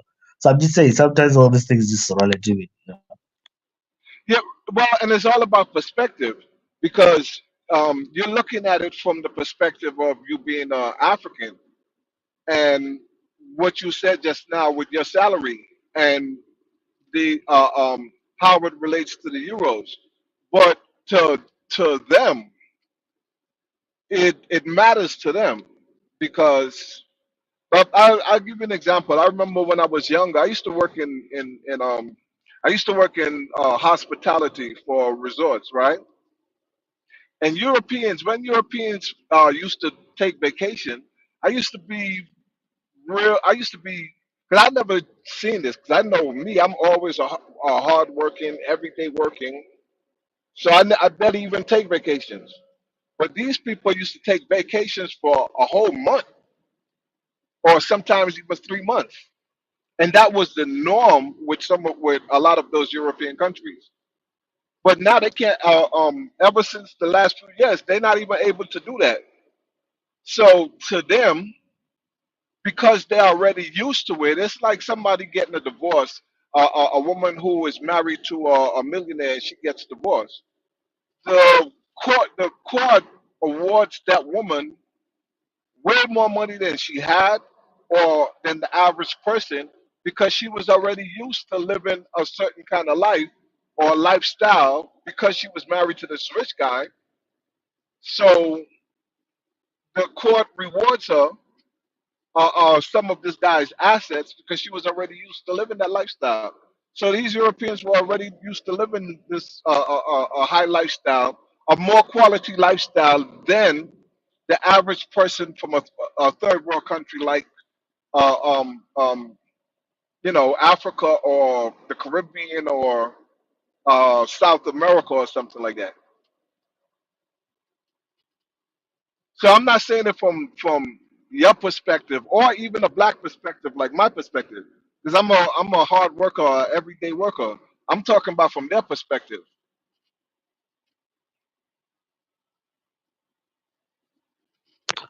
Yeah, man. Look, and I just hope we even have another decade for most part, you know, because everybody wants to be on top. Nobody really wants to stay at the bottom. And that's the scary truth. Nobody talks. I mean, Kaiser said something very unique that no one really listened to over here. Or the sense of like the Indians and whatever, they are they're way worse racist, man. You know, what I mean, sometimes I like to remind Africans that being pro-Arab is not anti-white; it's anti-black. You know, like people don't really realize how how you won't even have right. It's just literally going back to actual slavery, where if ever the Middle East ever gets stable, like and I stand 100 on that. Like the Hamas and all these guys. At the end of the day, they just spread that shit to other nations, and you just be like it's part of the like their religion and indoctrinate. You know what I mean? Whenever they start as a small population, but when they get high enough, you know, their attitude starts getting different. So that's what it is. So the reason I'm saying this to say I had another panelist talking about American globalism, whatnot. American globalism is important. Maybe not fine, not in Africa, whatnot. I'm not saying they don't have such influence in Africa, but I think in Africa, for most time, it is sometimes not a reflection on themselves, right? On a sense of like, so I look at it this way, right? There are more successful, specifically Nigerian doctors in Canada, in the US, in the UK, even Zimbabweans too. That doctors, they're black people in this quote unquote Anglo-Saxon nations who are thriving, that are doing well, right? I don't see that in China. I don't see that in Asia. I don't see that in any other these other nations. That's just been blood. You know what I mean? And when people say this thing of big happy America's falling and whatnot, like for some fucking reason, you as Africans are gonna be in a better position. No, for most times, and that this I've been kicked out of room for saying it. White Europeans are actually the ones drawing back the Chinese and the Asians from enslaving. You know what I mean? You, I think a lot of Africans, maybe I don't. You I know think a what? lot of Africans somewhat needs to be angry and be grateful sometimes, you know. I think you just I even sent Kaiser. Kaiser, I don't know if you can play that video I sent you, bro. Like, there was a Chinese guy was just whipping this African left and right, and they even go like, have you seen that video in Nigeria where the Chinese saying no Africans allowed, and then he opens a store in Nigeria. You know what I mean? So I'm just saying, like, you have things like that, and then the Chinese guy was said the Kenyan president was like a baboon or something. Like, imagine they that confident, right? How many white people do you know that go to an African nation and are so blunt to shit on on the goddamn president of that nation? You know what I mean? Like, you're that confident to say. I'm not saying you won't say behind like hidden doors, but you say it on like camera. You understand what I'm saying? These are the people you think about. Oh, they're gonna help us take down colonization and subjugate. I think it's the fact that America has always allowed freedom of speech that I think about this is. I'm just going back to the topic. Anyway. Yeah, I mean, bro, you have gay people who are Yeah, anti-Israel. that's Sorry, who interesting. are What like you pro what you were pro saying, man. Hamas. No, I mean you have gay people who are pro Hamas, bro. Like, this is the weirdness of this the world. Like, hey, death to Israel, hate to Iran, hate to like fuck, bro. Like, you're gay. For God's sake, bro. If you're a gay Palestinian, bro, they'll treat you the same way they'll be treated by the Israelis. It just is what it is. I'm not saying the Israelis are not like also homophobic or racist or whatnot, but I'm just saying, bro, like sometimes you really gain more by just getting out and not being involved. Just watch from afar, and look, pick whoever benefits you. Just like what Mali, Burkina Faso, and Niger are doing. They weren't necessarily anti-West or anti-America. It's just that America was not helping with anything, right? They didn't. The whole kicking of American bases. They didn't start with that. They gave the American chances. They didn't say America get out. They said, okay, fine. If since obviously you're not like France, we're gonna give you a chance. But then we're seeing that you're over here. These terrorists are not going down. They're not dying. You keep saying you're here to do peace, but not here to kill. But you kill it in Palestine. So that's on the American government, and that's why I think American government needs to be serious about itself. It was to make more allyship within those francophone nations. You know what I mean? You have to go there with at least the idols that you're not like France and whatnot. That's my advice for America for the most part. Hmm. Yeah, but nah, that's interesting. But to be honest with you, at least from what I've seen, like so with some of the I don't know if that's a word, docility, like the Africans who are like the real docile Africans that would let like a Chinese person whip them, that is what is I think it's those things that are part of that conflict that's going on here in the United States between African and African Americans, because you have videos coming out of Africa with Africans letting Chinese people whoop them. I remember there was a white preacher guy that went over there and was slapping the hotel attendants, and like nobody, like people act like that's just normal. You know what I mean? But like in America, if you notice, with African Americans, they don't let people. You can't just do that. You're never gonna see a video with like African Americans sitting down with some Chinese whooping them. You would never see that. You understand? So that's the reason. So that's the reason why people, when African people that are in the United States that are very, you know, uh, um, because African people, what I noticed with a lot of African people, especially here in the United States, and obviously I understand it because most African people when they're here, people just want to work, make a living, etc., etc. But some African Americans feel like African people kind of work with the white man against them. You see what I'm saying? And so when they see things like that, it's like a turn off. And then people are very a lot of Africans are vocal against African Americans. So African Americans are looking at them like, hold on a second.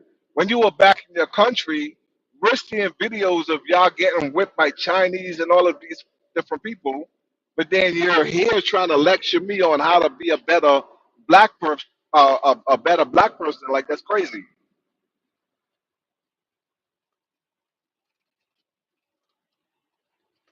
What do you say about that, sir?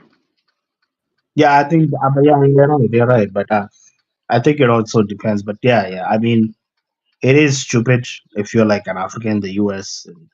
I mean, it sometimes, I don't know, man. I mean, there's even a gray area. Have you ever thought of that? That maybe there are African Americans that maybe have treated some Africans like shit in the US, and like it's not just I hate you because I'm here because of the white man, but something happened.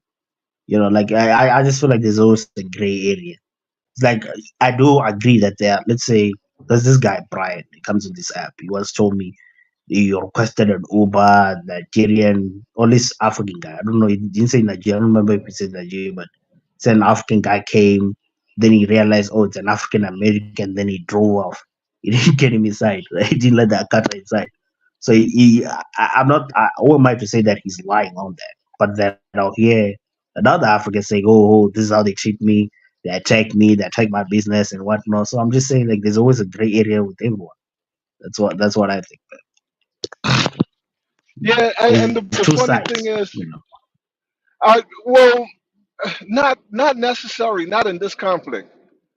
The reason why I say that is, and I'm saying that as a black immigrant also, and um, from what I've seen, like there's no like yes, black American people are going to talk shit or whatever and clown you, especially when you're in school. And with all black immigrants, that usually is the issue.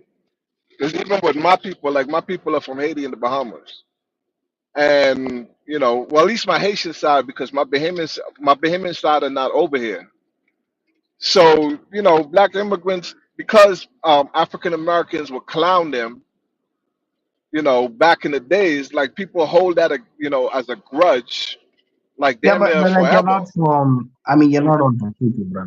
Like I get what you're saying. Like most look, Haitians, Caribbeans are mostly westernized, right? Like you're westernized Africans. The difference between you and I guess Black Americans is that you hold more into your African roots than the others. You understand where you do come from for most part, but you are mostly westernized. You're just more conscious about that.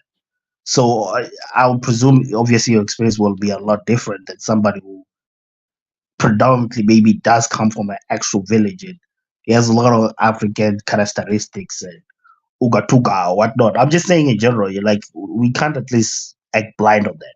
Like you're a Caribbean, compare yourself to an African from Burundi. Yeah, We I are see what you're very, saying. very different people. But like I don't see like I put it like this. I don't see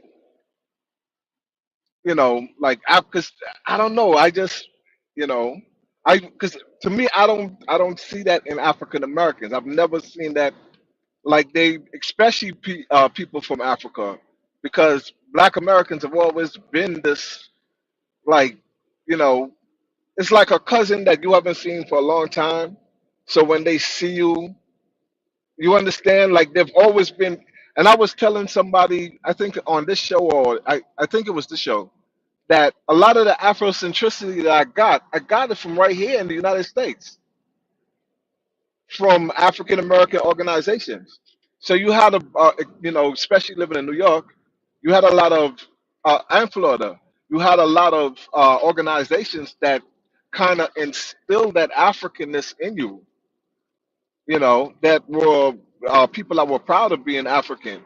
So, or the African roots. So, but as far as like, and I'm pretty sure even Africans would tell you there's no like African Americans trying to oppress or you know upset the African community. That doesn't happen.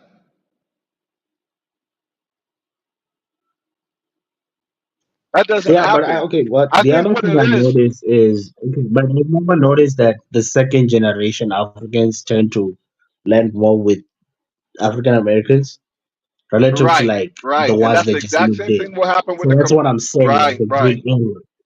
You know, I'm sorry. Say it that's what again. I'm saying.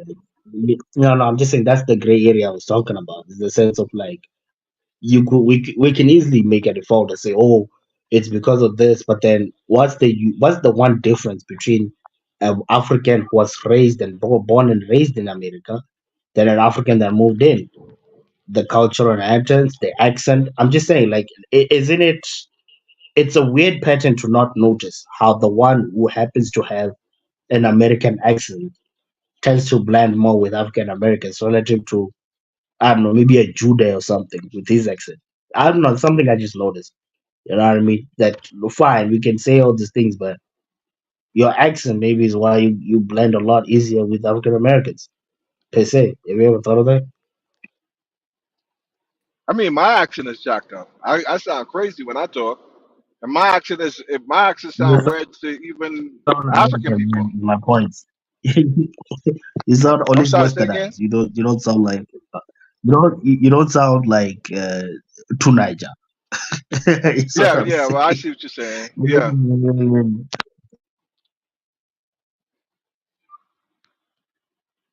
I see what you're saying. But I don't know. I just feel like, but I feel like Africans are more By the way, because African, what do you and think mind about you, barbecue? this is my impression from certain Africans I got from this panel that a lot of Africans tend to be more or identify with white people than they do with black people.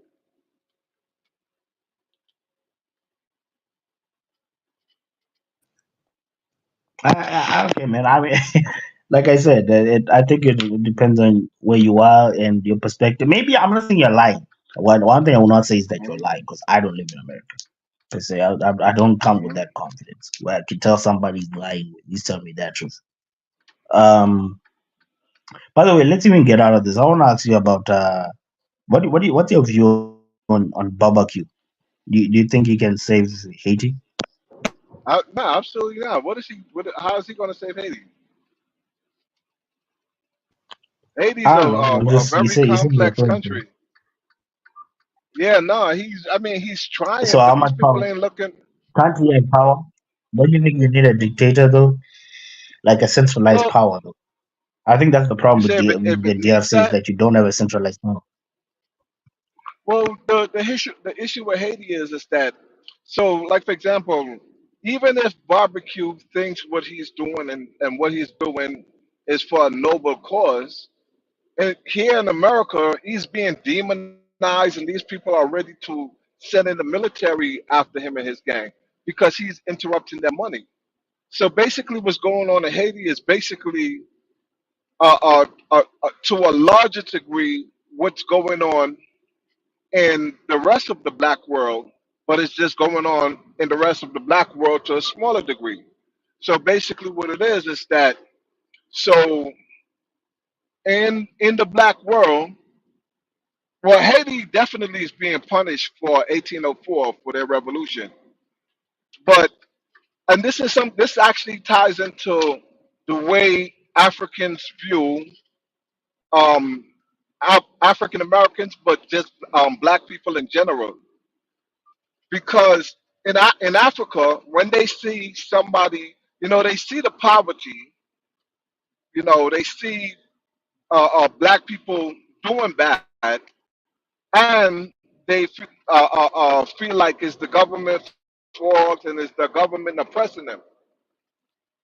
What they don't what the way I understand it is that these leaders are basically micromanaging um, black society for the big boys, which is the white power structure, the global white power structure, which is mostly coming from the US and Europe. So, but the black man sees I'm talking about black people all over the world. I'm talking about even here in America and the Caribbean. So they see the micromanagers, so they have like a disdain for the micromanagers. But when we see white people, we see, and especially a lot of times when white people come around us and they come around us nice, etc., we look at them as something totally different, and we look at our own people as we identify our own people as oppression, and you know, and we don't look at the fact that we're our societies is basically being managed that way for the white power structure to kind of like keep us marginalized and poor and suffering. So the situation with Haiti, is very rich in resources. I forgot the name of the mineral that's down there in Haiti. So there's a lot of things that these people want to get out of Haiti. So Haiti is going to be a very complicated situation because they're going to keep uh, um, destabilizing Haiti and basically raping and robbing that place. Yeah, I heard that the planes that like fly off Haiti a lot. Um, yeah, man. And wait, that president, right, of yours, he was killed by Dominicans, right? Dominican, or at least Colombian. I don't remember they said Colombian or Dominican mercenaries, right? I'm sorry, you said the country is controlled. No, the president, your former president, who got assassinated. It was No, he Dominicans, was right? Haitian. Who killed him again? Oh no, they were Oh, yeah, Brazilians, I who think. killed him? Yeah, but So, what I they found were weird about that yeah. story, I'm sorry, say the again. fact that the government can arrest them. No, the fact that the government can arrest them but can't protect your president against them. I find that a little bit weird. Yeah, Like to me, yeah, it's like you Haiti. can I arrest, mean, you're able to arrest the people that were so dangerous and kill a president. It's weird. Even when I saw them on footage, it's like, wait, how are you able to arrest them if they're so powerful they can take down the president's security? Unless the government itself, I don't know, was working with them or something. You know, yeah, right. It was an inside job to a certain degree. Yeah, definitely, because definitely. it was coordinated with Haitians that live down in South Florida where I live, and so it was a you know it was it was an inside job because obviously somebody has to be on the inside to be able to allow what happened to happen. Yeah, but Haiti is Yeah, a man. complicated It's the situation, zones. and if uh Yeah, I mean, yeah, the zones, man. The zone. I keep hearing I on the internet. The zone. The zone. What do they call you? Z. The yeah, zone. yeah. Zoe, yep, yeah, the bone, she with Uh, the bone, yeah, man. I know. Yeah, man. So yep. how many? So you guys are what percentage still do voodoo in Haiti, or at least who are Haitians? It's Because that's one thing I've noticed it's about not the really Haitians is that there's that large. It's not a large population. Most of the people are Christians, but then you have like a small population. Then a lot of people do voodoo or indulge in it to some degree, but they will do it secretly because because okay. depending on where they at. Mhm, mhm, Yeah.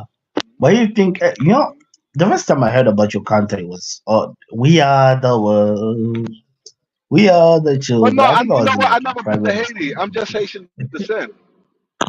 So my mother Uh, no, I'm just saying, is I've Haitian, never. not me. Yeah, That's the first time I heard yeah. about you. My At mother's least Haitian seeing you descent. My guys. father's Mhm. is Bahamian. Yeah, Yeah, I where you mean, from? it's weird how, man. But this whole time you don't even know where I'm from. Weren't you the guy that asked me where am I from? Yeah, it was you. You're the one that asked me, and I told you. You Cameroonian? From Cameroon? Hello? Nah, man. Why would I be Are you from Cameroonian, man? Cameroon? Do I sound like Cameroonian? No, Oh no! man. Oh, you Do I South sound? African. Yeah. You Why from South do I Africa? sound like a Cameroonian? Yes, man. I'm from Mesa. Oh, okay, okay. Yeah, no, no. I was because you was speaking about Haiti, and I thought, and I did talk to somebody. That guy was he was because I know in Cameroon they speak French. Mhm. Yeah, Yeah, man. you And they from kill South each other over Africa. language. Man. That Imagine that. I'm piano. That's the weird thing about it. Like they kill Who each other does? over colonial languages. The Cameroonians, Who man. does? I didn't know that. Oh, really? The Oh, is Cameroonians. it like the francophone Yeah, they versus have the a war anglophone? between us. Yeah, the Anglophone. Yeah, like my colonizer's the Mhm. best. No, my colonizer's the best. Then they have it out. Wow, that's crazy. Then after the war is done, they go and eat monkey meat. When the war is done, Why would you say that? I'm telling you, bro. No, they Like don't eat. I've seen videos. These Mhm. niggas be eating. These niggas be eating. Sort of that. These guys will be eating the ass of a monkey of a baboon, bro. Oh, they eat that for real? Yeah, Mhm. Damn, I never even heard that. yeah. They do. They eat a lot, man. Yeah, in I thought it Cameroon, was man. only I Chinese know people those that eat Judas, but I can't monkeys. even. Man. What do y'all eat Kifaru's death is that's out of the delicacy, man. ordinary? Because I know there's a lot of different countries in Africa. Like in Nigeria, they eat bushmeat. What is Pella, that what do you bushmeat? call That's the not a thing big that? ass. Yeah, I don't know. I don't think so. That because it's at least on large, we eat a lot of extra unordinary things. I think we eat a lot of um.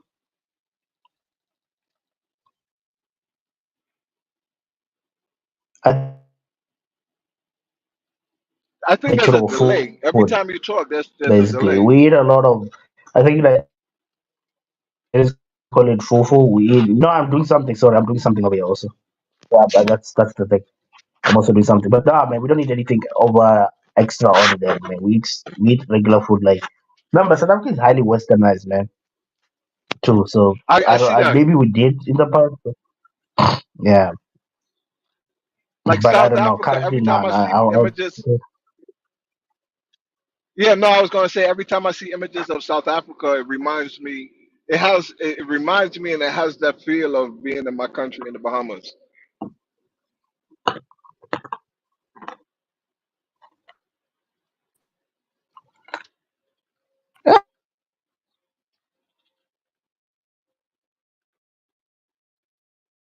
a highly diverse environment. As you can find every kind of nationality in South Africa. There's a icy place, there's a warm Your phone is place. going out. Either I think it's your phone or my phone. So I'm just saying you can find every type of place in South Africa. You can find the icy place, warm place. Yeah, you can find a lot of things in there. Okay. Yeah, Because South Africa is yeah. huge, right? It was all kind of What is your connection yeah. to Namibia? What? Say that again. Namibia. What is your connection to Namibia? Namibia. What? Oh, what to Namibia?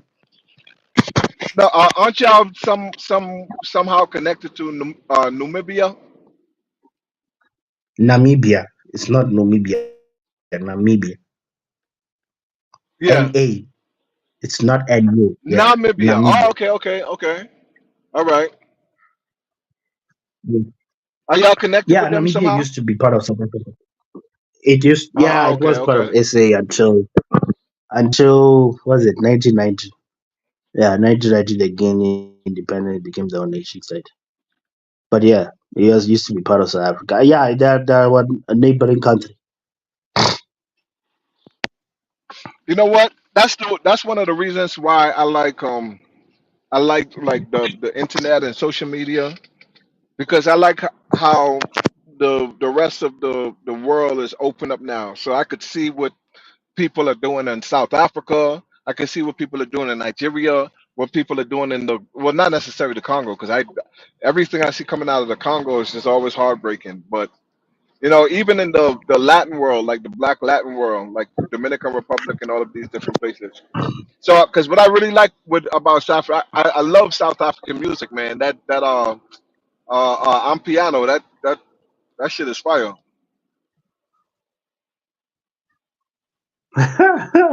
Hmm. Yeah, yeah, yeah, man. Hey, these people like dancing, man. And maybe it's just maybe I don't know. Maybe it's counseling or whatever. I don't know, man. I think South Africans love not all, but maybe a large portion. Yeah, let me not say all, but a large portion.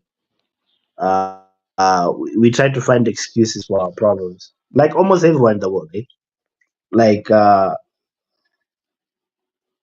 wanna. You said you live in the U.S., right? Can you tell me why don't Americans ever unite on housing costs, like regardless of race and whatnot? Because I keep hearing people talking about how expensive America is becoming, but I never see any protests as a collective of Americans doing that. Why is that? I don't think there's anything they could do about it. I don't think there's anything What they do you could do mean? about it. You're the workforce of the nation. You're the what? Say it again. If you look at South Africa's labor laws, I think America, the problem, so the difference between America and Europe, maybe South Africa, the South African laws are mostly aligned similar to Europe, where there's a lot of like labor laws. So that's what it's like more unification somewhat against like how increases in pricing. This is why you see a lot of protests also in Europe when prices like going high, high, and high. I always wonder why Americans don't do that per se. Like you said, you always talk about everything else outside of like what really affects your everyday issues. That's what I always wonder about Americans. I don't know if Dark can Yeah, comprehend that. I think because I won't say I know for sure because I don't know exactly how the housing market works. But from my understanding, with America being like a free base economy, I think it really it fluctuates on supply and demand, but also uh,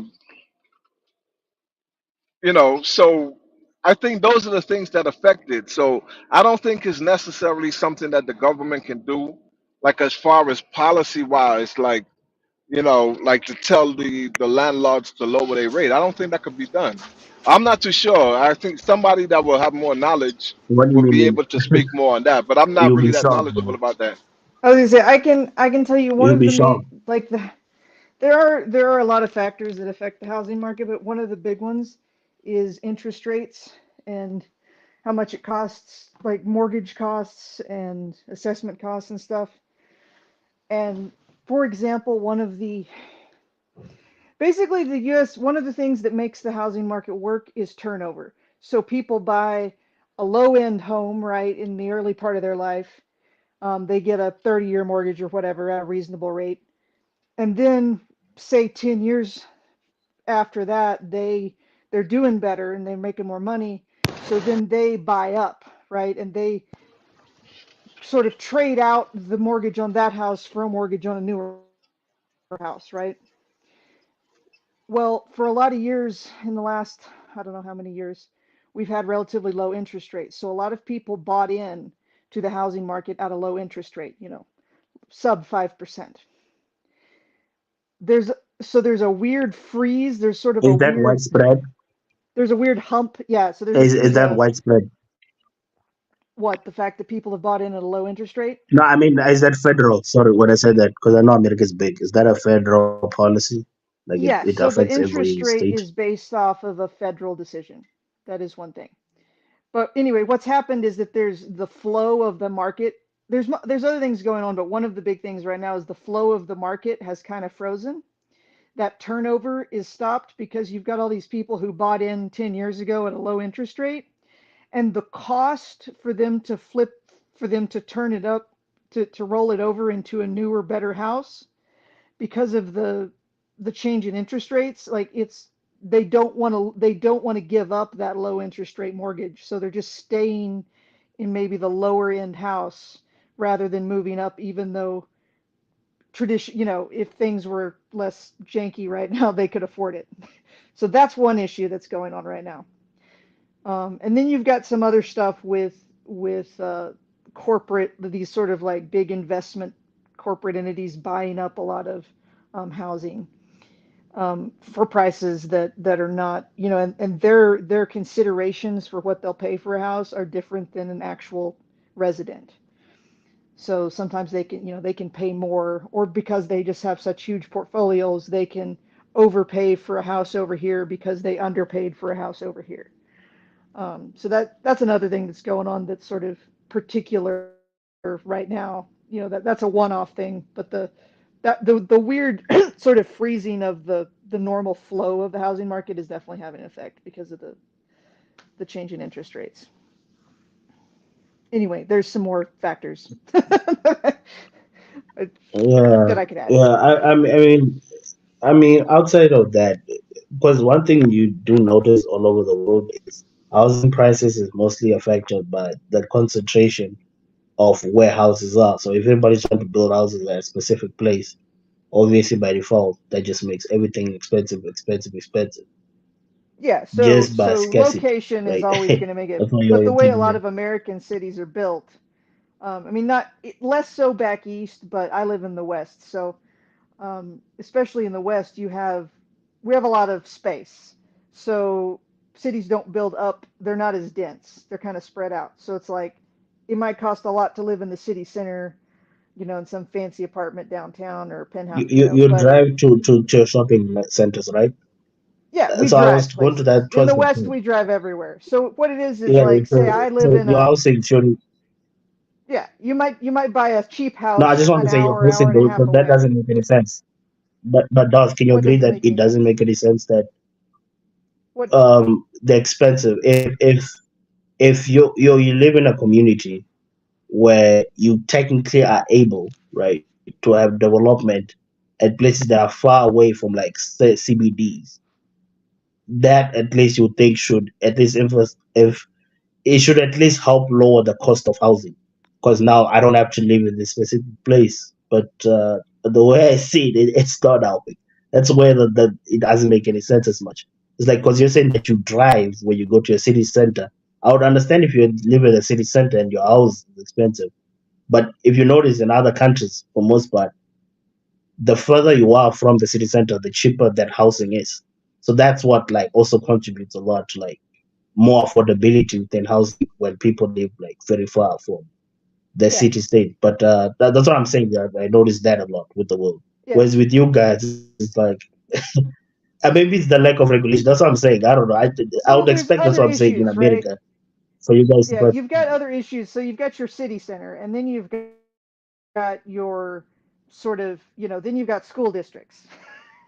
So maybe houses in a, they're outside of town, but maybe, outside of the city center, but maybe there's a good school, it's a good school district, and so people care a lot about that. So maybe houses in that district are higher, or you've got different counties that are better at maintaining their roads. Like there's all kind. The thing is there's so much variation. It isn't uniform. It's like, um, one area outside of town may be close to a lake, and so it's pretty, and so those are going to be expensive. Um, Sometimes there's places outside of town where your bigger houses are, right? So that's another thing is your houses get bigger, and so sometimes that can make them more expensive. Like there's all kinds of different things, or then there's age, right? Well, how That many houses are built out of wood built out of so, wood. how many houses in the West? Yeah, built out of wood. Yeah. I would say that's the default I'm sorry. construction. I was expecting to laugh at that. No, what I'm saying because I know a lot of American houses. Because I'm thinking when you talk about expensive and whatnot, then I'm thinking like these people, most of these houses you guys are building, they're made out of wood, right? Right, but they're, Or they're I made out mean, of brick. well, I mean, a lot of them are made. Typically, your framing is wood. Sometimes there's different facades, right? Like your outer shell. Brick would be a higher end exterior. A lot of places just use siding. It's sort of a poly waterproof siding. It just varies. And then you get to, like, you're talking about regulation, Oh. depending on where you're at, what state you're in, the code that a house has to be up, right? Like how many power outlets you have to have in a kitchen, and how far away they have to be, and there's all these ridiculous rules. Yeah. And that's another thing, like if you're selling houses, Yeah, right, yeah. is that when you sell a house, it typically has to be brought up to code in a lot of cases. So a house you built that was built 50 years ago is not up to current code. And so, like yeah, there's a lot of things that come into that. Like I it is remember talking to expensive to this build one guy. houses, even though we're building them out of wood. Yeah. Yeah, shut up. So One in second, guys. Africa, Let right? me, yeah, A one lot of second, people. Sanda. Hold on, Mr. Vinda, eh? Hang on, brother. Let me shout out to White Man for the super chat, right? Shout out to my Tifi, my Finnish brother over there with a little bit of whatever it is, China blood or whatever it is. But where do you find those houses? Where do you find those inside stories? Thank you very much, Matifi. If you want to support African media, send me more super chat so I don't have a fly on my face. Go ahead, Musanda. Man, you almost made me. I have to rethink of it again, man. You interrupted. Wait, it was something. What were you saying, Duff? You said something, and I was thinking about another question to add on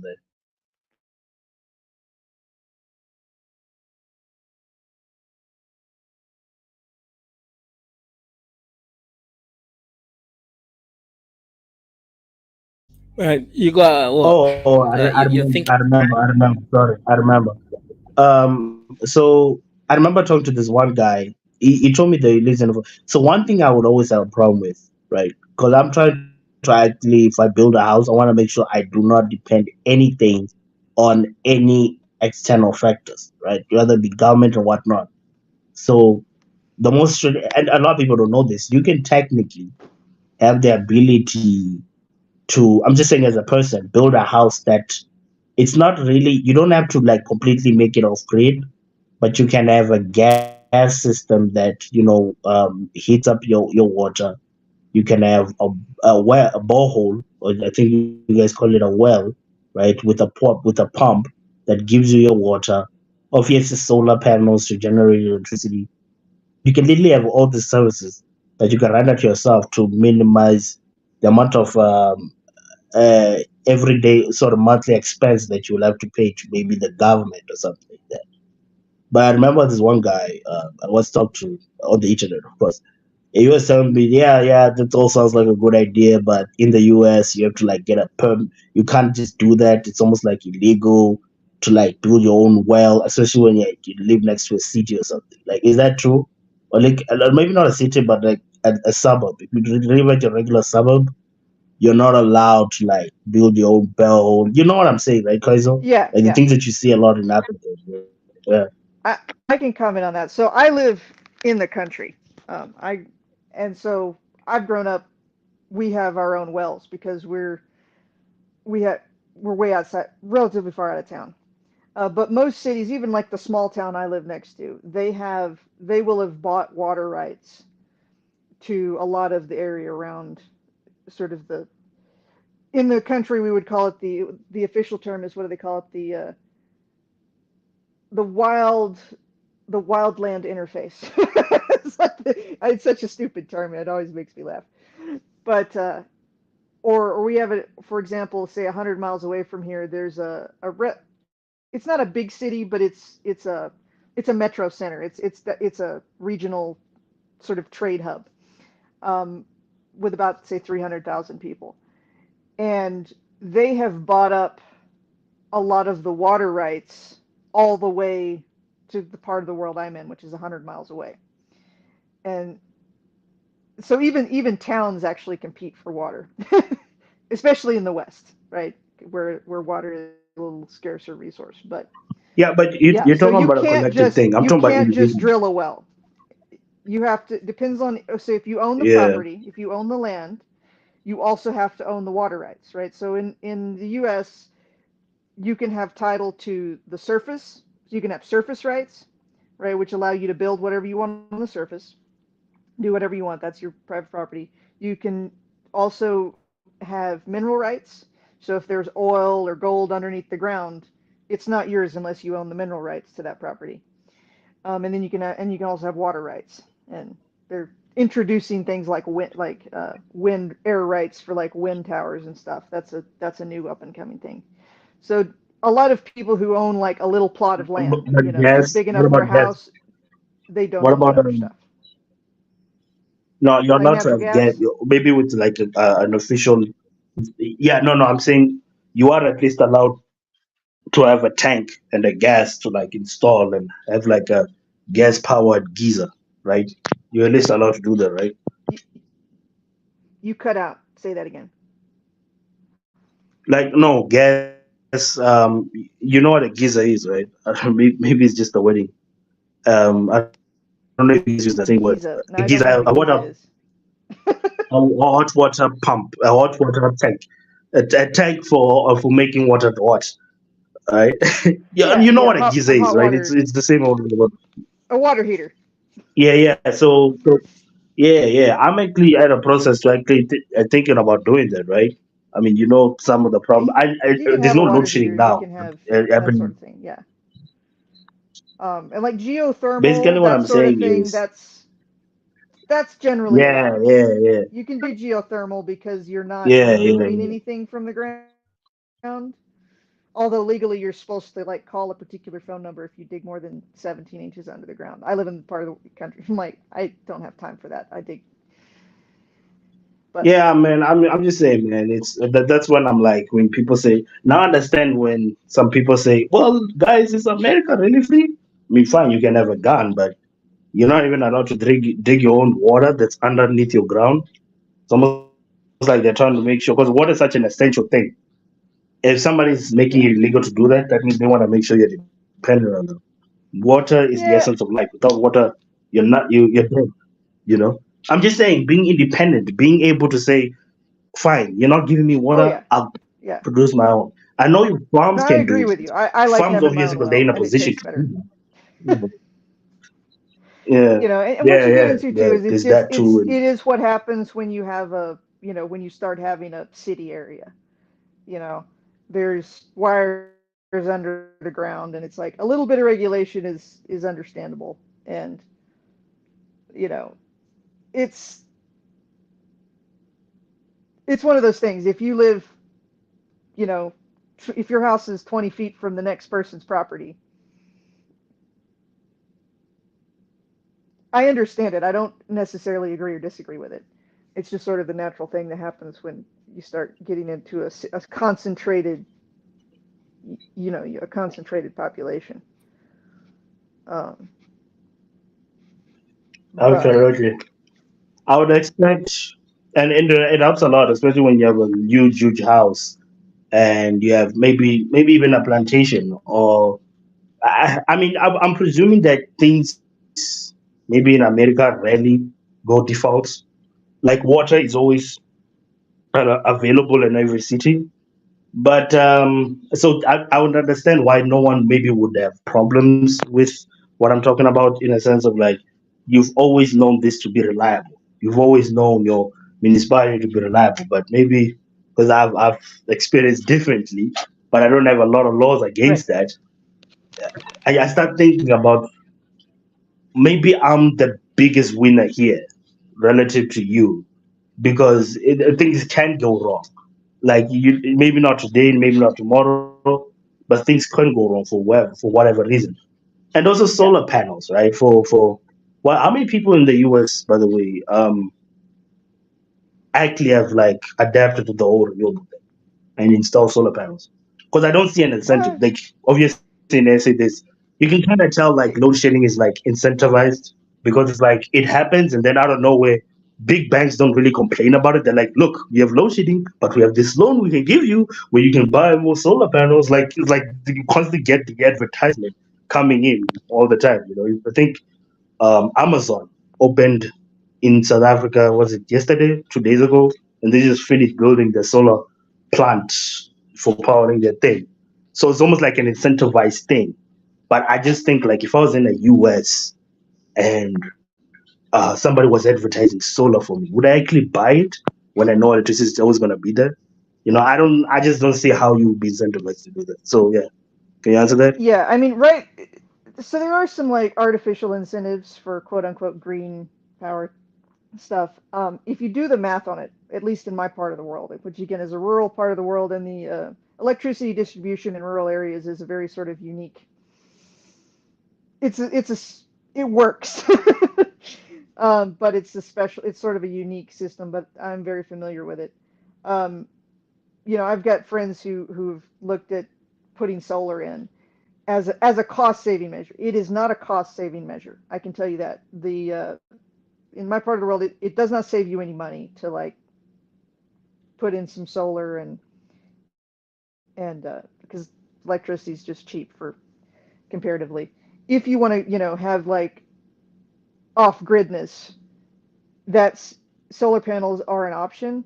But I'll be honest with you, like a diesel generator and a big tank of diesel is probably the in for any sort of short term situation, that's a much more viable or medium term, because solar, the thing is it only stores for so long, right? But Yeah, yeah, so I mean, but there's options, it's fast but installation. do what? There's even a coming up, Kaiser. You're probably more in this industry. Um, I'm sure factories will probably adapt this faster. Small modular reactors, like those, are the one thing that, if let's just say you are having kids or planning to have children and you want to actually leave them material that can actually outlast and outlive a worst case scenario, right? I'm talking about Right. apocalypse level type of thing. But I think about something like that, because obviously, with nuclear, I know it's dangerous, but it lasts longer, right? Kaizo, like I Yeah. said, this is your industry. You know what I mean? You can produce power for over 30 years before you like have to refuel. Not 30 years, but maybe 3 to 5 years or something before you have to refuel and stuff. So I think things like that, and Yeah, I'd love to have how like a it is. hot tub reactor or whatever they call them, like a bathtub reactor. Yeah, But A fast reactor. I think they call it fast I reactor, right? haven't The one that randomly is, come across enough nuclear material yet. I think they call them fast reactors. The ones with so I know that with nuclear they have this thing called a moderator, right? The one that has to make sure that the Hmm. fission reaction is not, when it doesn't get too fast where it can blow up the thing. Right. So there has to be somebody moderating it. So I think fast reactor was like kind of like solution to that, in a sense of like it's made for high fusion reaction. So high fusion reaction is actually the good thing within that, and that obviously will be somewhat safer for like the normal consumer at home, who's obviously not a nuclear Mm-hmm. scientist and stuff like that. So I am thinking about things like that. It's mostly India that I see that's working heavy on that. I do follow it. South Africa, I think last week, no, not last week, last month, we authorized the building of a. I don't know why they were fighting it so much. I don't know if maybe it was the same thing or whatever, but the building of a SMR within specifically mining companies, so mine whatever. And the good thing about SMR, but people don't think about, is that it means that after, let's say, your mine is done or your factory is done, whatever it's doing, you can now have an energy source. So you can really make your money back from actually not actually doing the same building that you're doing. So you basically have installation costs, right? But then your installation cost can outpay you even after like the mine and whatever is done. So you can get extra Mm-hmm. revenue outside of like the revenue you did. So that's like the other opportunity I see a lot with nuclear. It's just a miracle invention, to be honest. Outside of like the Yeah. bombing and whatever. I mean, nuclear is so I live in New Mexico, so I'm not right next door to you, but I know a lot of people and I Los Alamos and stuff. So I mean, I'm a pretty big proponent of nuclear power. But you know, for example, the state of New Mexico as a state, it's a very barren rural state. Its main exports to the rest of the country are